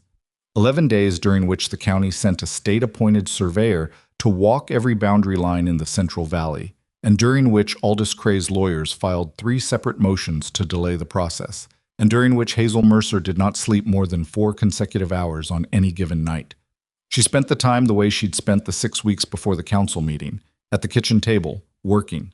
But the work had changed shape. Instead of building a case, she was now answering questions from the state surveyor's office, providing reference documents, clarifying her grandfather's notation system, and writing detailed explanations of each of the 9 disputed sections for the official review record. The state surveyor, a methodical man named Ira Bates, who communicated primarily through written correspondence and the occasional dry telegram, sent her 11 letters in 11 days. She answered each one the same day it arrived. On the 12th day, Bates's final report was filed with the county. The water access boundary in the Central Valley was moved 43 feet north. All 9 disputed sections were corrected to align with the 1852 territorial baseline. The Cray Land Company's water access fee structure was declared void ab initio, a Latin phrase that Hazel had to look up in her father's old law dictionary, and which meant, with a kind of elegant precision, that it had never legally existed in the first place. She read the filed report sitting at the kitchen table at 7 in the morning, with a cup of coffee that was still hot for once, because she'd timed it right for the first time in weeks. She read it through twice. Then she set it down and looked at the window and thought about Pete Granger's face in the courthouse, the jaw working, the hand over the eyes, and about the particular sound his wife had made, and about Edmund Mercer in 1868 stamping an envelope with a truth that wouldn't land for 43 years. She picked up the report and put it in the tin box. Silas came that afternoon. He came the way he always came, no particular ceremony, the unremarkable buckboard, the hat in his hand at the door. But when he sat down at the kitchen table and she pushed the copy of Bates's report across to him, he read it in silence, and when he finished he was quiet for a long moment, and then he said, "It's done." "The fees are void," she said. "The families will get the paid amounts back. There's a restitution process." "I know." He set the report down. He looked at her with the direct measuring look she'd first seen in her father's parlor, the one she'd stopped finding alarming weeks ago. "How are you?" It was a simple question. She didn't have a simple answer. "I'm tired," she said, because that was honest and accurate and covered more ground than she could walk him through in a single conversation. "I keep waking up at 3 in the morning, expecting there to be something else I need to do." "There might be," he said. "I know. But not today." "No," she agreed. "Not today." He reached into the inside pocket of his coat and produced an envelope, which he set on the table without comment. She looked at it, her name on the front, in handwriting she didn't recognize. "It came to the ranch," he said, "addressed to me, but with a note inside that it was for you. It's from Warren Chalk." She opened it. Chalk's handwriting was the handwriting of a man who'd learned to write as a practical tool and used it accordingly. Functional, undecorated, efficient. The letter was 2 paragraphs. The first explained that he'd received 6 separate inquiries from ranching families in the valley, asking whether someone could help them understand how to read their survey documents and verify their own boundary records. The second asked if Hazel would be willing to hold a meeting. She read it twice. Then she set it beside the Bates report and looked at the 2 pieces of paper next to each other. "He's asking you to do it again," Silas said. "He's asking me to teach people to do it themselves." She looked up. "That's different." Silas nodded slowly. "Yes, it is." She thought about the tin box, about her grandfather's notebooks, the 12 years they'd spent under her bed waiting for someone to ask about them, about the particular loneliness of knowing something that matters and having nowhere to put it. "I'll write back to Chalk," she said. "I thought you would." There was a quality to the silence that followed that was different from the silences they'd worked through together over the past 6 weeks. The working silences had been full of forward motion, things to do, problems to solve, the constant pressure of the countdown. This one was something else. It had more room in it. Silas said, "I want to ask you something." She waited. "I told you when we started this what my starting position was, what I came to your father's house for originally." He said it directly, the way he said everything, not without care, but without the softening that people add when they're not sure the truth can hold its own weight. "I want to ask if that's still a conversation you'd be willing to have, now that everything else has been settled." She looked at him carefully. 61 years old, a ranch that needed more than he could give it alone, a son who didn't want it, a left knee that gave him trouble in cold weather, a man who sat at a kitchen table for 6 weeks drinking cold coffee and never once told her what to do. "You mean the practical arrangement," she said.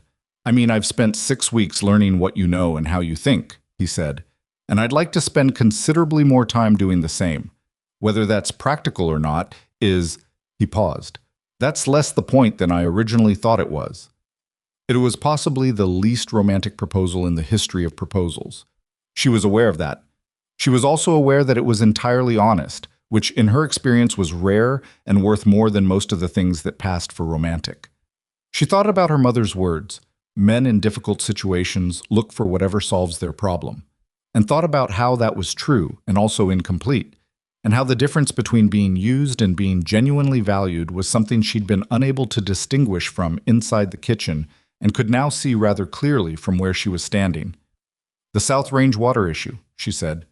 He blinked, just slightly. "What about it?" "The boundary correction gives you full access to the creek feed on the South Range. But the erosion pattern along the upper bank is going to cause problems in 2 or 3 years if nothing is done about it. I noticed it in the survey drawings." She looked at him. "Rerouting the primary channel 20 feet east of the current line, with a diversion levee at the upper bend, would redirect the flow through the lower pasture and stabilize the bank.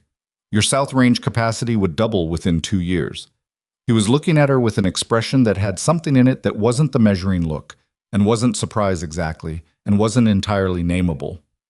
"I'm going to need access to those survey drawings," she said, "and probably 2 days on the land itself before I can tell you if the soil will support the levee structure." "You're accepting," he said. "I'm telling you what I need to start," she said. "Yes, I'm accepting." He was quiet for a moment. Then he said, "The South Range drawings are at the ranch. I can bring them Thursday." "Bring them tomorrow," she said. "There's no reason to wait until Thursday." He almost smiled. It wasn't quite a full smile. His face didn't do those easily, she'd noticed. But something shifted at the corners of it, something that meant the same thing. "Tomorrow, then?" The harder conversation was the one with her mother. Hazel had been thinking about it since Silas left, turning it over the way you turn over a stone to see what's living underneath. She knew the shape of it. She knew what her mother was going to say, and the particular register in which she was going to say it, the cold water practicality that was Eugenia Mercer's particular form of love, delivered in ways that bruised even when they were trying to help. She found her mother in the back room, working on mending that didn't strictly need doing, which was her mother's version of productive worrying. "Silas Boone asked me to marry him," Hazel said, without preamble, because she'd learned something from 6 weeks of watching a man who got to the point and stayed there. Her mother kept her eyes on the mending for one long beat, then she set it down. "And?" I said yes. Eugenia looked at her daughter, really looked, the way she hadn't done since the supper table conversation weeks ago, the complicated look that contained the sorrow and the practicality growing together. "Hazel, I know what you're going to say." "You don't know all of it." Hazel waited. "I know I haven't—" Her mother stopped, started differently. "I have spent 26 years trying to protect you from disappointment. You understand that. You may not agree with how I went about it, but you understand what it was." "I understand what it was," Hazel said. "I don't agree with how you went about it." "No." Eugenia looked at her hands. "You're right not to." She said it quietly, without ceremony, the way people say things that cost them something. "I looked at you and I saw what the world was going to see, and I tried to manage what I thought that meant. I made you smaller to fit what I thought was possible." She looked up. "I was wrong." The kitchen was very still. "The notebooks," her mother said. "He left them to you." I never asked why. I never asked what was in them. After Edmund died, I assumed they were just an old man's records, something you kept for sentimental reasons. She paused. Your father told me, after the council meeting, told me what was in them, what you'd done with them. Papa was at the council meeting? He came in late, her mother said. He stood at the back. He didn't tell me until he came home. Her voice had changed slightly, something working in it, under the surface. He said you stood up in front of Aldous Cray and Brockhower and 5 council members and spoke for 45 minutes from memory, without notes, and answered every question they threw at you. I had documents, Hazel said. He said you barely looked at them. She didn't answer that. She'd barely looked at them because she'd been over them so many times they'd become part of her, the way anything does after 12 years of careful attention. I don't know how to... Her mother stopped. This was unusual enough that Hazel paid close attention. Eugenia Mercer generally knew what she meant to say. I'm not practiced at this kind of conversation. I know, Mama. I want to try anyway. Her mother looked at her steadily. I'm sorry. For the door, for the coffee tray, for all the years of managing you instead of listening to you. The words landed in a particular way. Not perfectly. They couldn't be perfect. There was too much distance to cover for any single conversation to cover it. But honestly, and that was enough to start with. I know, Hazel said again. And then, because it was true. I know you did what you thought was right. What I thought was possible, her mother corrected. That's different. It was different. Hazel sat with that for a moment. Silas is a good man, she said. Not an easy man. I don't think he's ever been easy. But he's honest and he's consistent and She thought about how to say it. He asks questions and then he actually listens to the answers. For me, right now, that's considerable. Her mother looked at her for a long time. Then she said, Will you stay in the county? The Boone Ranch is 12 miles south. I'll be here regularly. For Sunday dinners? It was such a small and specific and very Eugenia Mercer kind of question. Not a grand statement of reconciliation, just a practical inquiry about logistics, which was how her mother built things.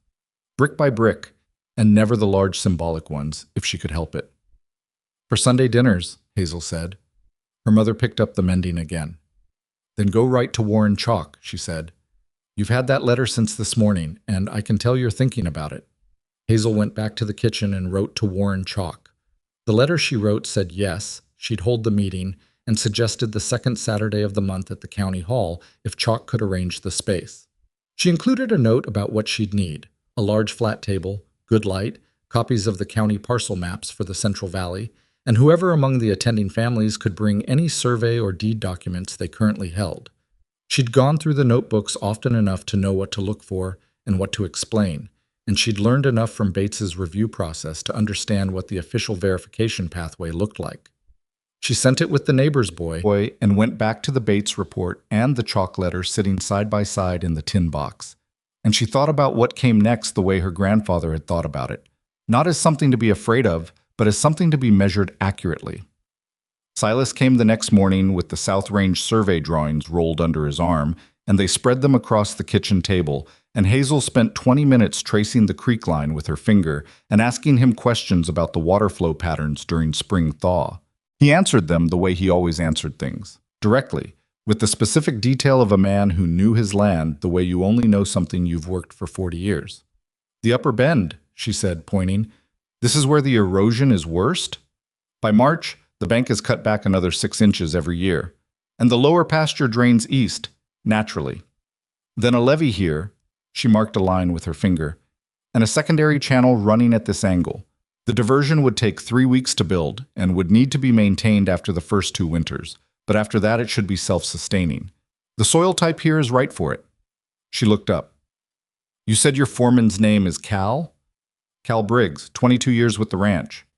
Does he know the South Range well? Better than I do, in some particulars. Then he and I should walk it before we finalize the channel line. 2 sets of eyes that know the land in different ways. Silas looked at her with the expression she'd come to think of as his listening face. You want to walk the South Range. I want to get it right, she said. I don't want to design a diversion channel from a drawing when I can look at the actual ground. He nodded once. I'll arrange it. Also, she said, I'll need to review the current deed documentation for the ranch. The boundary corrections may affect the legal description on 2 of the eastern parcels. I'll have them ready. And the existing water rights documentation, whatever you filed in 1879 when you drilled the secondary well.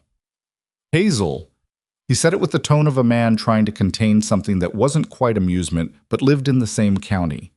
She stopped. What? We're not married yet.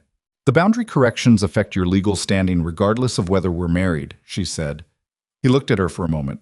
Then he said, No, you're right. I'll get the water rights documentation. She went back to the survey drawing. When were you thinking? For the wedding, I mean. Whenever you want. I don't need ceremony. A magistrate and 2 witnesses would do me fine. She considered that. My mother will want a Sunday. Probably not this month. She'll say it's too soon, but next month would be reasonable. She looked up. Is that all right? Next month is fine. Clara will want to be involved in some capacity, or she'll feel slighted and make it complicated. That seems like a family matter. It is. I'm just warning you there will be opinions about the details. He picked up his coffee, which was, she noted, already getting cold. I've managed a cattle operation for 40 years, he said. I can manage opinions about wedding details. She thought that was probably true. She also thought it was probably optimistic, but she'd deal with Clara when Clara presented herself, which would be soon and with energy. She turned back to the survey drawing and marked the levee line more precisely, working out the angle that would give the best flow redirection without disrupting the existing drainage pattern in the north quadrant of the lower pasture. Her grandfather had surveyed this land too, she realized. Some of the eastern parcels of the Boone Ranch appeared in the 1852 survey, the measurements crisp and accurate, filed in Topeka under batch number 1849, Mercer, Kansas, sitting undisturbed for 40 years until she'd thought to ask for them. She made a note to pull those sections from the certified copies Silas had brought back from Topeka. It was possible they'd be relevant to the eastern parcel deed question. She was still working when her father appeared in the kitchen doorway at noon. He looked at the survey drawings on the table, looked at Silas sitting across from Hazel with the deed documentation spread between them, and did the thing he'd been doing since the courthouse, the slow recalibration, the man who was adding columns and getting different totals than he expected. Lunch, he said, awkwardly. Eugenia said to ask if Mr. Boone was staying. Silas looked at Hazel. Silas, she said to her father. His name is Silas, and yes, he's staying for lunch. Robert Mercer absorbed this. Right, he said. Then, Silas, like he was trying the word out. I'll tell Eugenia to set another place. He retreated. They heard him in the hallway saying something to Eugenia in a low voice, and her response, brisk and practical. The sound of the good plates being moved. Silas said quietly, Your father. He's getting there, she said. He came to the council meeting. I know. She looked at the survey drawing. He came late and stood at the back and didn't tell anyone he was there. That's my father. She paused. He does things in the order he can manage them. It's slow, but it's real. Some people are like that, Silas said, without particular judgment. Some people are, she agreed. The Saturday meeting at the county hall drew more people than Warren Chalk had anticipated, and fewer chairs than the building contained, which meant someone sent a boy to borrow chairs from the Methodist hall next door, while Hazel spread the parcel maps across the long table and organized her grandfather's reference materials in the order she was going to walk through them. 11 families sent representatives. Some brought deed documents, some brought nothing but questions, and 2 of them brought their own informal notes about boundary concerns they'd been sitting on for years without knowing what to do with them. Hazel recognized the look on their faces, the particular expression of people who have been carrying something they didn't know how to move and who are cautious about setting it down because they've learned not to trust that things will go the way they should. She started with the basics and built from there, the way her grandfather's notebooks built, baseline measurement to reference mark to recorded boundary to legal description. She showed them how to read a survey, how to compare it against a deed, how to identify where the numbers should match, and what to do when they didn't. She answered questions as they came, and the questions were specific and practical and occasionally pointed in ways that told her the people asking them had been thinking about these issues for a long time in private. An hour in, she noticed a girl sitting in the second row. 8 or 9 years old, with the look of someone who'd been brought along because there was no one to leave her with, and who had decided to pay attention anyway. She was watching Hazel with the focused, absorbing attention of a child who has found something that interests her more than it was expected to. Hazel directed a question at her, partway through the measurement explanation. Just a simple one, about which number on the deed document would correspond to which line on the survey map.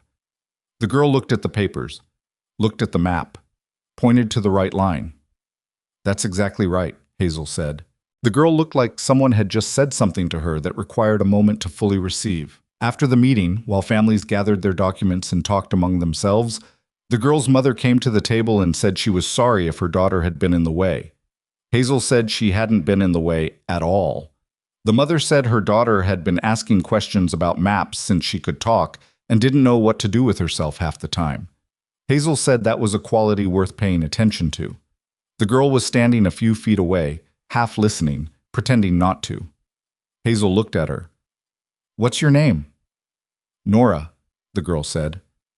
"Nora, do you want to learn how to do this properly?" The girl looked at her mother, back at Hazel. "Yes," she said, and it came out with a definiteness that didn't need any softening. "Then come back next Saturday," Hazel said. "We'll start at the beginning." The girl, Nora, nodded once, sharply, like a small person sealing an agreement. Then she went back to her mother and pulled at her sleeve and said something in a low, urgent voice. Her mother looked at Hazel with an expression that contained gratitude and also a kind of tiredness. The particular tiredness of a parent who has been told by the world that their child's specific kind of attention is inconvenient. Hazel recognized that tiredness. She knew it from a different angle. The first Sunday dinner at the Mercer house after the engagement was announced was complicated in the way that things involving Eugenia Mercer were almost always complicated, not badly, just densely. Clara had opinions about the timing, delivered with the precision of a woman who has prepared them in advance and intends to be heard. Louise made a cake, which was genuine and well-intentioned and not entirely successful in the textural sense, but successful in the important sense.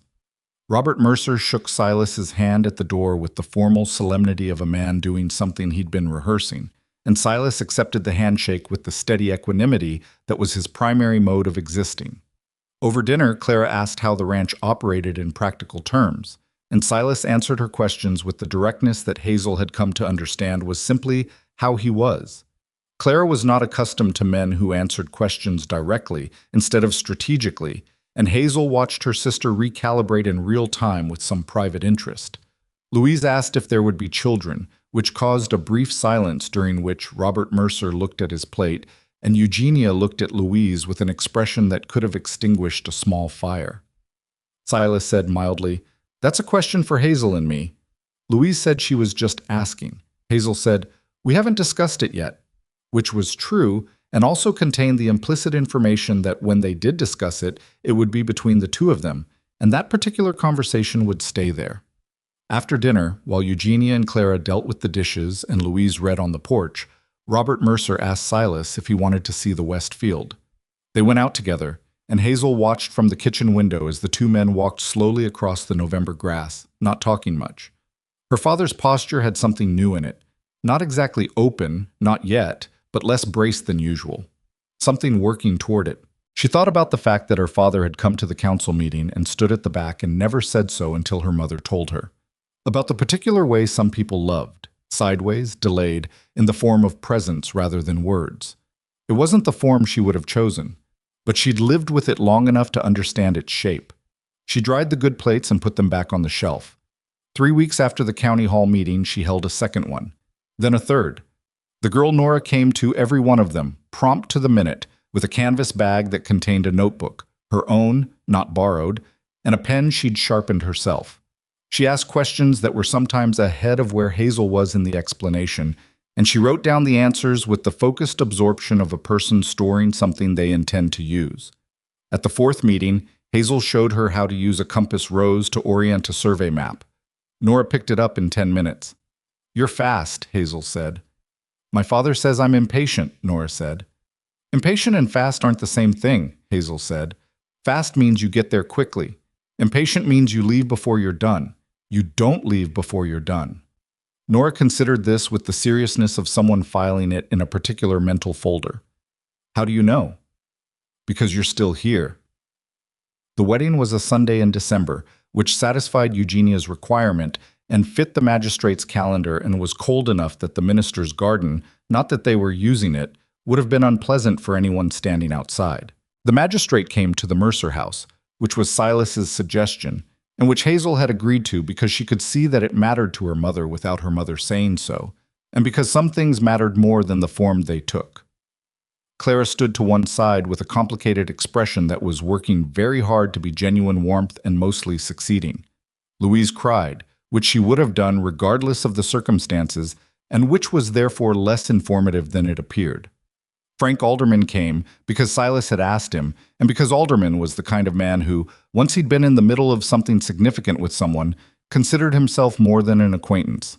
He shook Hazel's hand after, again in the colleague way, and said, "Your grandfather would have liked this," and she said, "He would have liked the survey work," and Alderman said, "That's what I meant," and she found she believed him. Robert Mercer stood beside his daughter before the magistrate arrived and said, quietly, not looking at her, looking at the window, "I should have listened more. I know that. I'm not sure I knew how." He stopped. "I'd like to learn." She said, "There's still time to learn." He nodded without speaking, and she let it be what it was, incomplete, honest, a beginning, because she'd come to understand that a beginning was not nothing. A beginning was, in fact, the specific thing that everything else depended on. After the magistrate and the paperwork and the small, particular awkwardness of being witnessed in a private thing by people who loved you imperfectly and truly, Silas and Hazel drove south in the buckboard through the December cold, toward the ranch and the South Range with its erosion problem, and the survey drawing spread on a table, and the deed documentation still waiting for review. She had the tin box on her lap. "Cold," he said. "Yes." He had a wool blanket that he'd brought without mentioning it, which was the kind of practical forethought that she was beginning to understand was his primary love language, if such things existed, which she wasn't sure they did but was prepared to consider. He didn't offer it. He just reached behind the seat and put it across her lap without looking away from the road. She tucked it around the tin box as much as around herself. "The East Parcel Deed Review," she said. "Tomorrow." "And Cal Briggs, the South Range Walk. Can we do Tuesday if the weather holds?" "If the weather holds." She looked at the flat Kansas road opening ahead of them, the winter grass silver on either side, the sky doing its particular enormous, indifferent thing. 12 miles south, a ranch that needed more than one person could give it, a creek that was eroding a bank it didn't need to erode, 17 families who now knew where their water was and how to prove it, a girl named Nora with a notebook and a sharpened pen. "Silas," she said. "Thank you for coming to my father's house the first time." He was quiet for a moment. The buckboard moved through the cold at the particular pace of something not hurrying and not stopping. "You would have found a way to do it without me," he said. "Probably," she said, "but it would have taken longer. And you'd have been in the kitchen the whole time," he said. "Yes," she said, "I'd have been in the kitchen." The road went on. The box sat warm in her lap. The winter sky was wide open over everything, the way Kansas skies were. Too large to argue with, too honest to ignore. She had not been in the kitchen for 2 months now. She did not intend to go back. The letter arrived on a Tuesday in February, 6 weeks after the wedding, addressed to Silas at the ranch, but with Hazel's name written in the interior, and it was from Brock Hauer, not from Aldous Cray, from his lawyer, which was itself a particular kind of information. Hauer wrote in the measured, precise language of a man who has been instructed to communicate something without leaving fingerprints on it. The letter stated that new evidence had come to light regarding the authenticity of the survey records presented at the November council meeting, that a formal complaint had been filed with the state land authority alleging that the Mercer notebooks contained fabricated entries, specifically the 1868 correction and the cross-references to the territorial baseline. That an independent examination had been commissioned and would be submitted to the state authority within 30 days. That the findings, if upheld, would constitute grounds for reversal of the boundary corrections and potential legal action against the parties who had presented the fraudulent documentation. Hazel read it at the kitchen table of the Boone Ranch, which was larger than her mother's kitchen, and had a north-facing window that let in good flat light all morning. She read it twice. Then she set it down with the particular care of someone handling a thing that needs to be thought about before it's acted on. Silas came in from the South Range at noon, still cold from the walk with Cal Briggs, and found her at the table with the letter and a cup of coffee that had gone cold. He read it standing up. She watched his face, which did not change much, but changed in the specific ways she'd learned to read over 6 weeks of sitting across from him at a kitchen table. "Phipps again," he said. "Almost certainly, or someone like him." The ink argument didn't work the first time. "They're not using it the same way," she said. "The first time it was a counter-argument in a council hearing. This goes to the state land authority. Different jurisdiction, different process, different standard of review." She looked at the letter. "They have 30 days to file the independent examination. We have 30 days to respond." With what? She had been thinking about that since she'd read it the first time. "The territorial records are already certified and on file," she said. "Those can't be touched. The state land authority has to treat Topeka filings as primary source documents, but the allegation is specifically about the notebooks, the fabrication claim." She turned her coffee cup in her hands. "To fabricate the 1868 correction, someone would have had to replicate my grandfather's handwriting accurately enough to fool a records examiner, use period-appropriate ink, and insert pages into a bound notebook without disturbing the binding or the page sequence." She paused. "Which is essentially impossible to do without leaving physical evidence of the alteration. Can you prove that?" "I can if a qualified document examiner looks at the physical notebooks with the right questions." She set the cup down. "Not Phipps. Someone who isn't working for Cray." Silas was already thinking through it. She could tell by the particular quality of his silence, the one that meant he was sorting through what he knew and what he had access to. "There's a woman in Kansas City," he said. "Eleanor Marsh. She does forensic document examination for federal court cases. I've heard her name in a land dispute involving the railroad. She's the one who authenticated a deed that 3 other examiners called fraudulent." "You know her?" "I know the lawyer who used her. I can get an introduction." "How fast?" "A week, maybe less." Hazel nodded. "Then we have 3 weeks after that to build the response." "It's enough." She said it with more certainty than she entirely felt, which was sometimes necessary and not exactly the same as dishonesty. "It's enough if we don't waste the week getting the introduction." He left for the telegraph office that afternoon. She spent the remaining daylight hours making a complete physical inventory of the notebooks. Every page, every entry, the binding stitching, the cover wear, the ink variations cataloged in sequence, with dates and the corresponding shift in composition. She'd done versions of this before, but not with the specific question of forensic authentication in mind. She worked with the careful, methodical focus that had always been her particular strength, the thing she'd been doing in kitchens and back rooms and small, quiet spaces for 26 years, turning it now toward the work it had always been suited for. By lamplight, she wrote a 12-page document describing the physical history of the notebooks in her grandfather's own words.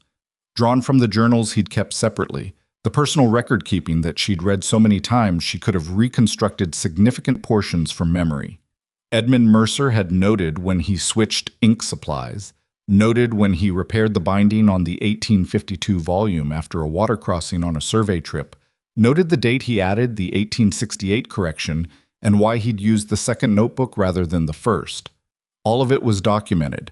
All of it was in his own hand, in a separate personal journal that had also been in the tin box that Hauer and Phipps had apparently not known about. She added the personal journal to the evidence stack and kept writing. Eleanor Marsh arrived 11 days later, which was 4 days more than a week, and left them with 19 days, which was tighter than Hazel had calculated but workable if they moved without gaps. She was 50-something, compact, with reading glasses she wore on a chain around her neck, and the manner of a person who has spent decades being the most technically precise person in any room and has stopped apologizing for it. She shook Hazel's hand, looked at the notebooks on the table and said, "Tell me what they're alleging specifically." Hazel told her. Marsh listened without writing anything down, which Hazel recognized as the habit of someone who retained things accurately on the first pass. When Hazel finished, Marsh said, "The 1868 correction in particular." "Yes, they'll argue the pages were inserted after the fact." "Can I see the binding?" Hazel handed her the second notebook. Marsh put on her glasses and spent 3 minutes examining the spine without saying anything. Then she set it flat on the table and looked at the page sequence around the correction entry. Then she looked at Hazel. Your grandfather sewed this binding himself? He repaired it in 1866. He mentioned it in his personal journal. I have the entry. Hazel produced the journal, opened to the dated entry, and set it beside the notebook. Marsh looked at both.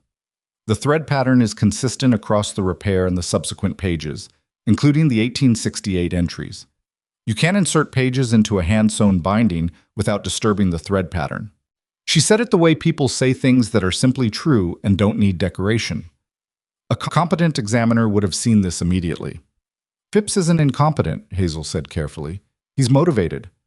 Motivated examiners still have to stand behind their findings in writing, Marsh said. If he claimed fabrication without examining the binding, his report is professionally indefensible. She picked up the journal. Is this the original? Yes. I'll need to examine the ink composition of both, the notebooks and the journal, to establish they're from the same source materials in the corresponding periods. She set the journal down with the particular care of someone who understands the weight of physical evidence. I can have a full written examination report in 10 days. We need it in 9, Hazel said. Marsh looked at her over the glasses. 9, she said, as if testing the word. The state authority's deadline is in 19 days. We need time to compile the response package and deliver it. I work alone, Marsh said. I know, 9 days. A pause. Then, the personal journal entry about the binding repair. That's a significant corroborating detail. Did you know it would matter? I knew everything in those notebooks might matter eventually, Hazel said. I've been preparing for eventually for 12 years. Marsh looked at her for a moment with an expression that wasn't quite appraisal.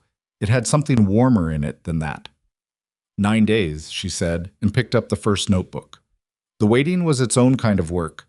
Hazel had never been good at the absence of activity, but she'd learned over the past months that there were different kinds of doing, and the ones that looked like stillness weren't always still. She held the Saturday meetings at the county hall. Nora came to every one of them and was now working through survey cross-referencing on her own, checking her results against Hazel's before she wrote them in the notebook. She made errors. Not careless ones, but the specific errors of someone reaching further than their current tools can reliably take them, which was a kind entirely different from carelessness and worth treating differently. This reference mark, Hazel said, pointing to an entry in Nora's notebook one Saturday. You've placed it at the northwest corner of the section, but look at the baseline here. The reference runs east from the primary marker, which means it's the northeast corner, Nora said before Hazel finished. She stared at her notebook. I ran the direction wrong. You ran the direction before you confirmed the baseline orientation. That's the habit to fix. Confirm the orientation before you run any direction. I know, Nora said, with the frustrated emphasis of someone who does know and did it wrong anyway. Knowing and doing are two different skills, Hazel said. Both need practice. Nora looked at her with the serious, assessing look she'd had since the first Saturday.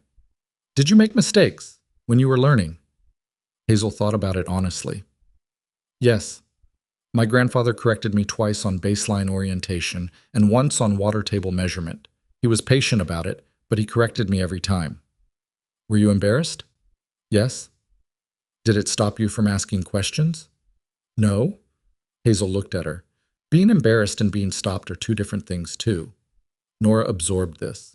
Then she erased the reference mark and redrew it at the northeast corner and confirmed the baseline orientation before she continued, carefully, all the way through to the end of the section. Hazel watched and thought about her grandfather, the particular patience of someone who teaches not because they want to produce a copy of themselves, but because they want to produce something that will outlast them. She had not fully understood that when she was Nora's age. She was beginning to understand it now, from the other side of it, which was the only way some things could be understood. Eleanor Marsh's report arrived on the 9th day, as agreed, delivered by a courier Marsh had dispatched from Kansas City at her own initiative because she was, it emerged, a woman who took deadlines literally. The report was 22 pages. Hazel read it in full before she showed it to Silas, which took 2 hours, and when she finished, she sat for a moment with her hands flat on the table and felt the specific relief of a person whose preparation has been validated in the most direct possible way. Marsh's findings were unequivocal. The ink composition of the notebooks was consistent with documented Kansas Territory supply sources for the corresponding periods. The 1852 iron gall formulation, the 1863 onward oak gall, both traceable to supply records from the territorial era. The binding thread in the second notebook showed a continuous hand-sewn pattern across the repair and the subsequent entries, including the 1868 correction, with no evidence of page insertion or replacement. The handwriting across all entries, including the correction, was consistent with Edmund Mercer's established script, as evidenced by the personal journal entries in the original licensing documents. And critically, Marsh had included a section Hazel hadn't specifically requested, a comparative analysis of the thread pattern and ink composition against the known characteristics of forgeries from the same period, establishing that the notebooks did not exhibit any of the 12 physical markers that consistently appear in documents fabricated after the fact. At the bottom of the report, in a brief personal note that was clearly separate from the professional findings, Marsh had written, "The individual who assembled these records over 30 years understood that accuracy is its own protection. These notebooks were built to last. Whoever kept them knew that." Hazel read that note twice. Then she filed it in the tin box with her grandfather's original licensing receipt, and the February 14, 1852, baseline survey, and Pete Granger's deed correction, and Warren Chalk's letter, and Bates's boundary review, and the certified copies from Topeka, and every other piece of this that had accumulated over the past months. The box was almost full now. She thought she'd need another one soon. She showed Silas the report over dinner. He read it with the focused attention he brought to anything that mattered, and when he finished, he said, "Marsh doesn't hedge." "No." "Good." He set it down. "What do we need to compile for the response package?" They spent the next 4 days building it, Hazel organizing, Silas handling the courier arrangements and the formal submissions process, both of them working with the practical coordination that had become the steady rhythm of how they operated together. Cal Briggs asked once, when he came in for his noon consultation about the South Range levee construction, whether there was anything he could do. Hazel said, "If he could find out which notary in the county seat had the fastest turnaround on document certification, that would be useful." He came back 2 hours later with a name and an address and the information that the notary owed Silas a favor from a land transfer in 1879. Hazel said thank you, and meant it, and Cal Briggs went back to his South Range work with the satisfied expression of a man who has contributed to something he doesn't entirely understand but recognizes as important. The response package went to the State Land Authority 18 days after Howard's letter. 1 day early. The state authorities' review took 3 weeks, during which Hazel held 2 more Saturday meetings, walked the South Range twice with Cal Briggs to monitor the levee construction progress, reviewed the Eastern parcel deed documentation, and found one additional discrepancy she'd missed the first time. Minor, correctable through a simple amendment, but the kind of thing that compounds if left alone, and wrote letters to 4 families in the valley who had sent inquiries about their own survey questions after hearing about the Saturday meetings from Chalk. The Thursday before the authorities' ruling was expected, she walked the South Range alone in the late afternoon, after the levee work was done for the day, and Cal had gone back to the main barn. The channel diversion was 3/4 complete. The new waterway was already running clear where it had been opened, finding its natural grade with the particular efficiency of water that has been returned to a path it was always supposed to take. The upper bank erosion had stopped. In 2 years, she thought, the bank would begin to rebuild itself, the way banks do when the pressure is redirected. She stood at the edge of the new channel for a while in the cold afternoon air and thought about her grandfather walking his survey lines in 1852, measuring the same land she was standing on now, filing records that no one would look at for 43 years. She thought about what it took to do careful work and the certain knowledge that you would not be the one to see it matter.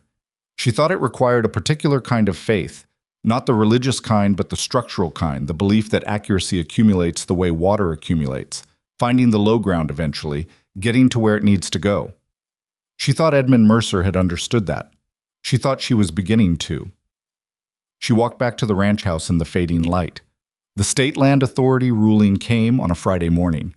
Silas brought it in from the post, and they read it together at the kitchen table, and it was, in the flat, precise language of official documents, a complete rejection of Cray's complaint. The Mercer notebooks were authenticated. The boundary correction stood. The fabrication allegation was dismissed with prejudice. which meant it could not be refiled. And in a final paragraph that neither of them had expected, the authority noted that the forensic documentation submitted in response was of a quality and thoroughness that exceeded standard requirements, and that it was being added to the state's reference archive for future land dispute proceedings. Her grandfather's work, in the state reference archive, where it would be used again by people who had never heard his name. She read that paragraph 3 times. Silas watched her. He didn't say anything about the ruling itself. She thought he understood by now that she needed to sit with things for a moment before she could talk about them. He poured her coffee, which was still hot, and set it near her elbow and went to refill his own. "It's in the archive," she said finally. "I read it," he said.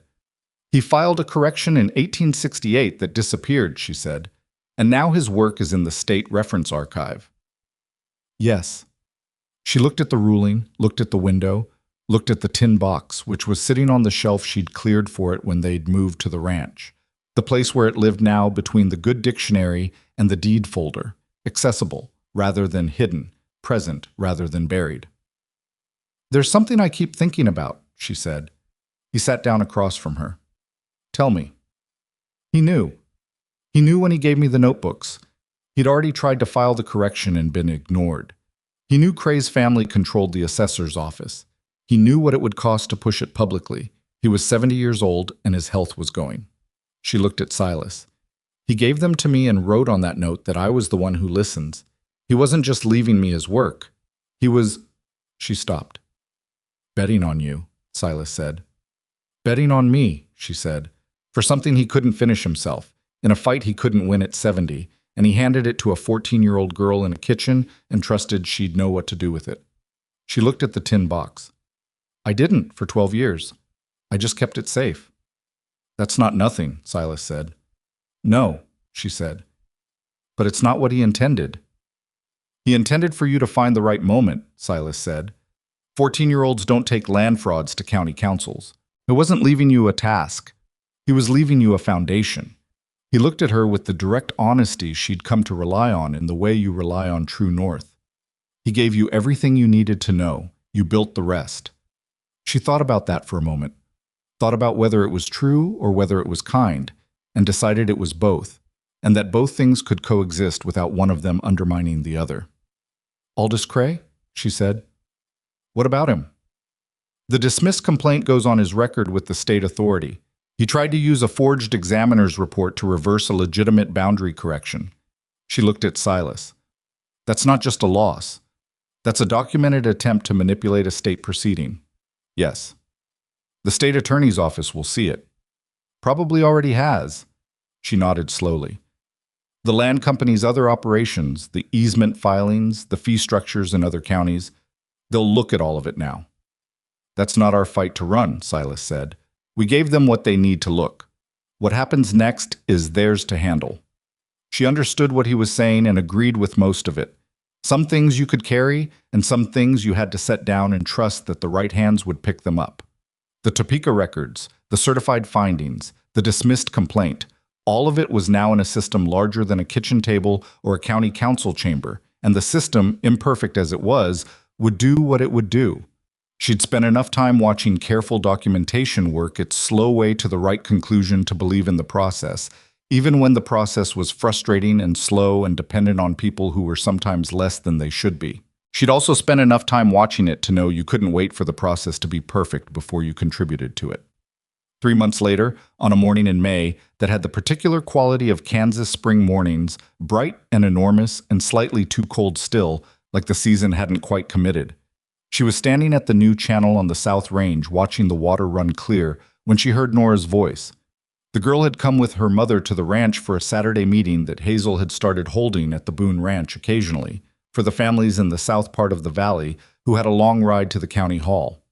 Nora had apparently walked herself out to the South Range while the adults talked, following the new channel with the systematic interest of a person examining a solution to understand how it was constructed. "You moved the water," Nora said. "The land told me where it wanted to go," Hazel said. "I just built the channel."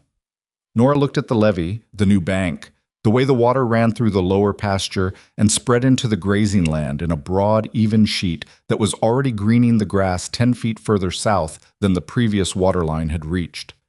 My father says the south range here used to be half dead. The water wasn't getting to it. And you knew how to fix it. My grandfather taught me to read surveys. Surveys told me where the water was.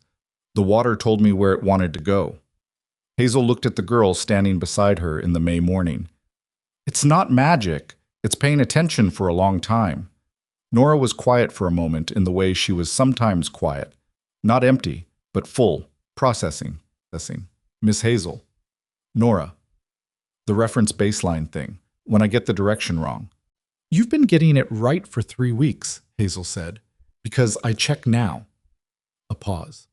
But what if I'm out in the field and I make a mistake and there's no one to check against? Hazel thought about Edmund Mercer walking his survey lines alone in 1852, about the particular courage of accuracy when no one is watching and the temptation to approximate is loudest. You build the habit so thorough that checking becomes automatic, she said. And then you check anyway, because the land doesn't care about your habits. It only cares whether you measured it right.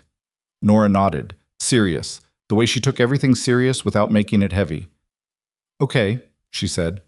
They stood by the new channel for another few minutes in the good spring silence, and Hazel thought about the chain of things.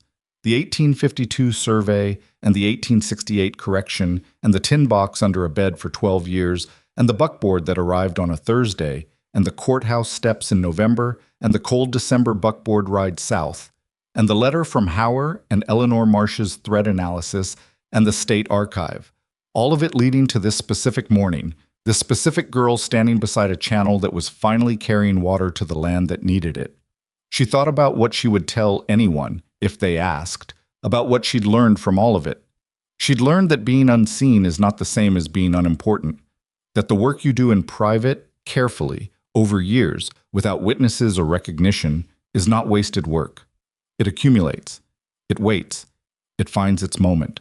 She'd learned that the people who underestimate you are not always cruel. Sometimes they are simply limited, capable of seeing only what they were taught to look for, and incapable of imagining that what they overlooked might be the thing that matters most. Forgiving that was not the same as excusing it. You could understand a thing and still require it to change. She'd learned that partnership, real partnership, was not about being completed by another person, but about being accompanied by one. The difference was in how you felt when the other person wasn't in the room. Not less, but differently oriented, missing a specific presence without losing the fundamental sense of your own direction. She'd learned that the truth was a physical thing, like water. It had weight, and it found its level, and it could be redirected but not destroyed. And the people who tried to destroy it only deferred it, made it harder to reach, made the eventual reckoning more complete. And she'd learned this was the one she'd had to work hardest for, the one she still didn't hold perfectly. That being chosen is not the same as being valuable. That spending your life waiting to be selected by other people for their purposes is a way of letting other people write the story of your worth. That you can step out of the kitchen at 26 years old after 26 years of being the furniture and the world does not end. That it begins, actually. That it requires everything you have and most of what you've saved up quietly for years, and that it is terrifying and costly and entirely worth the cost. Aldous Cray was formally investigated by the state attorney's office the following autumn. The investigation, which took 8 months and involved the territorial records, the certified notebooks, Eleanor Marsh's forensic report, and a substantial amount of additional documentation that emerged once investigators had cause to look, resulted in a finding of systematic land fraud spanning 22 years and 3 counties. His land company's charter was revoked. The fee structure he'd imposed on 17 families in Hayes County alone was declared an illegal taking, and a restitution process was established that took 4 years to complete but eventually returned significant sums to the ranching families who had been paying for water that was theirs. Hazel was asked to testify in the state investigation. She did, with the same composed precision she'd brought to the county council chamber. And when the investigating attorney asked her how long she'd been aware of the survey discrepancies, she said 12 years, and the room went quiet.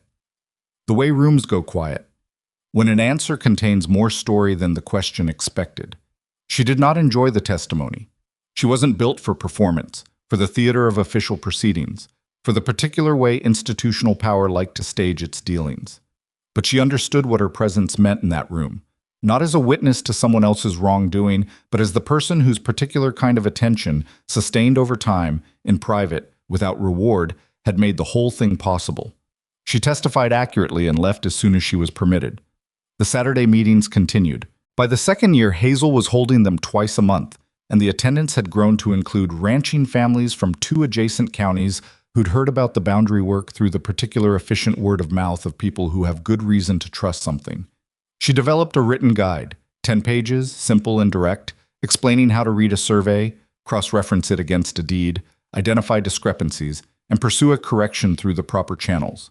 She had 200 copies printed at the newspaper office in town, at her own cost, and distributed them through the county offices. Nora, at 11, was helping her explain the baseline orientation section to newer attendees. Hazel watched the girl walk a family through the compass rose with patient, clear language and thought. That was the part she was most proud of. Not the legal outcome, not the state archive, but the chain of attention passing forward through teaching, the knowledge that wouldn't stop when she did.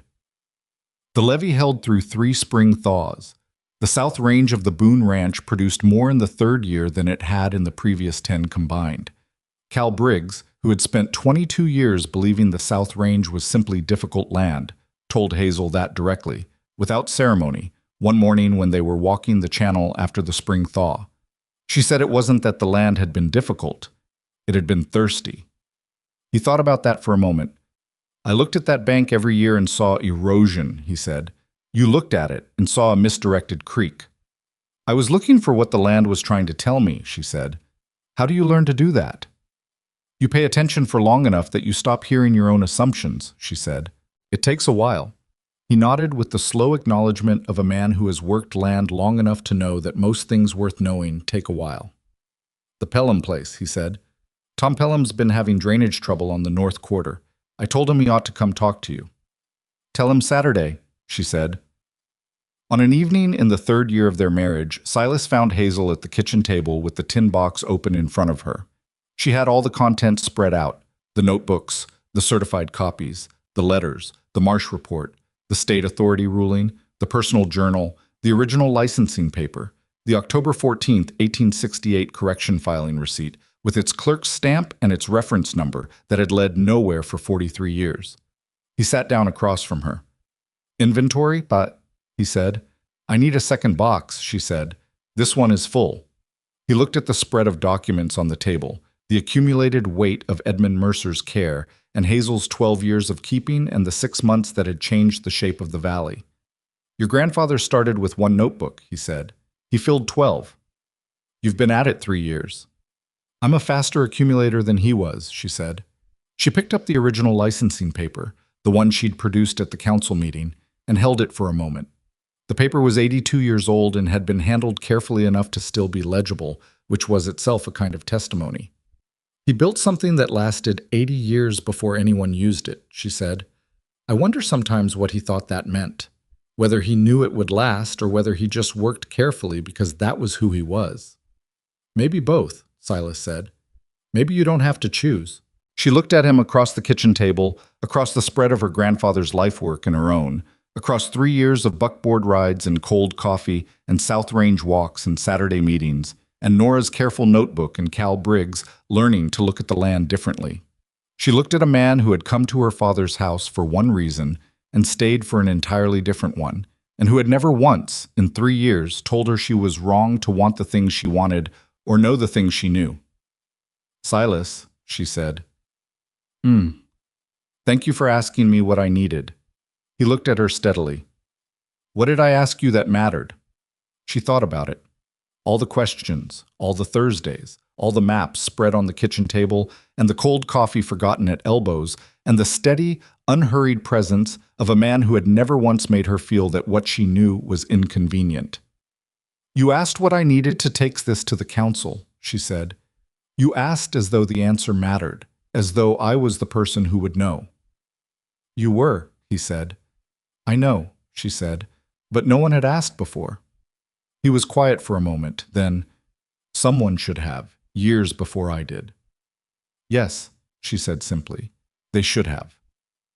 She began to put the documents back into the tin box, one by one, with the same care her grandfather had used, the same deliberate attention that was not slowness but thoroughness, the understanding that things preserved carefully tend to last. She put the licensing paper in first, then the personal journal, then the notebooks in their order, then the certified copies and the letters and the rulings, building the stack in reverse chronological order so that what you reached first when you opened the box was the most recent thing, and what you found at the bottom, beneath everything that had accumulated since, was the oldest true thing, Edmund Mercer's hand in 1852, measuring a valley accurately, believing it would matter, trusting the right person with the evidence. She closed the lid. Outside, the Kansas evening was settling into the flat, enormous quiet that this country did better than anywhere she'd ever been.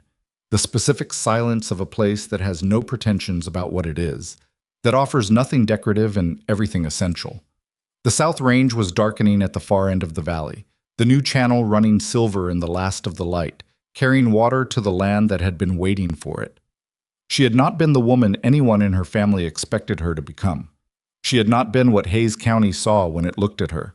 She had not been what a parlor full of people assumed on an afternoon in 1881 when a quiet girl poured coffee and said nothing and waited to be overlooked. She had been, and remained, what her grandfather had seen at 14 and trusted at the end of his life, the one who listens, the one who looks at what the land is trying to say and builds the channel carefully, the one who keeps the records until the right moment arrives and then walks into the room and does not look away. That was enough. It had always been enough. The tin box sat on its shelf between the dictionary and the deed folder, full to the lid, waiting for the second box that would come after it, and after that the ones that would come after that, and after those the records that Nora would keep someday in her own careful hand, passing forward what had been passed to her, the long chain of attention that is the only thing that truly outlasts the people who build it. The water ran in its right channel. The valley remembered where it was.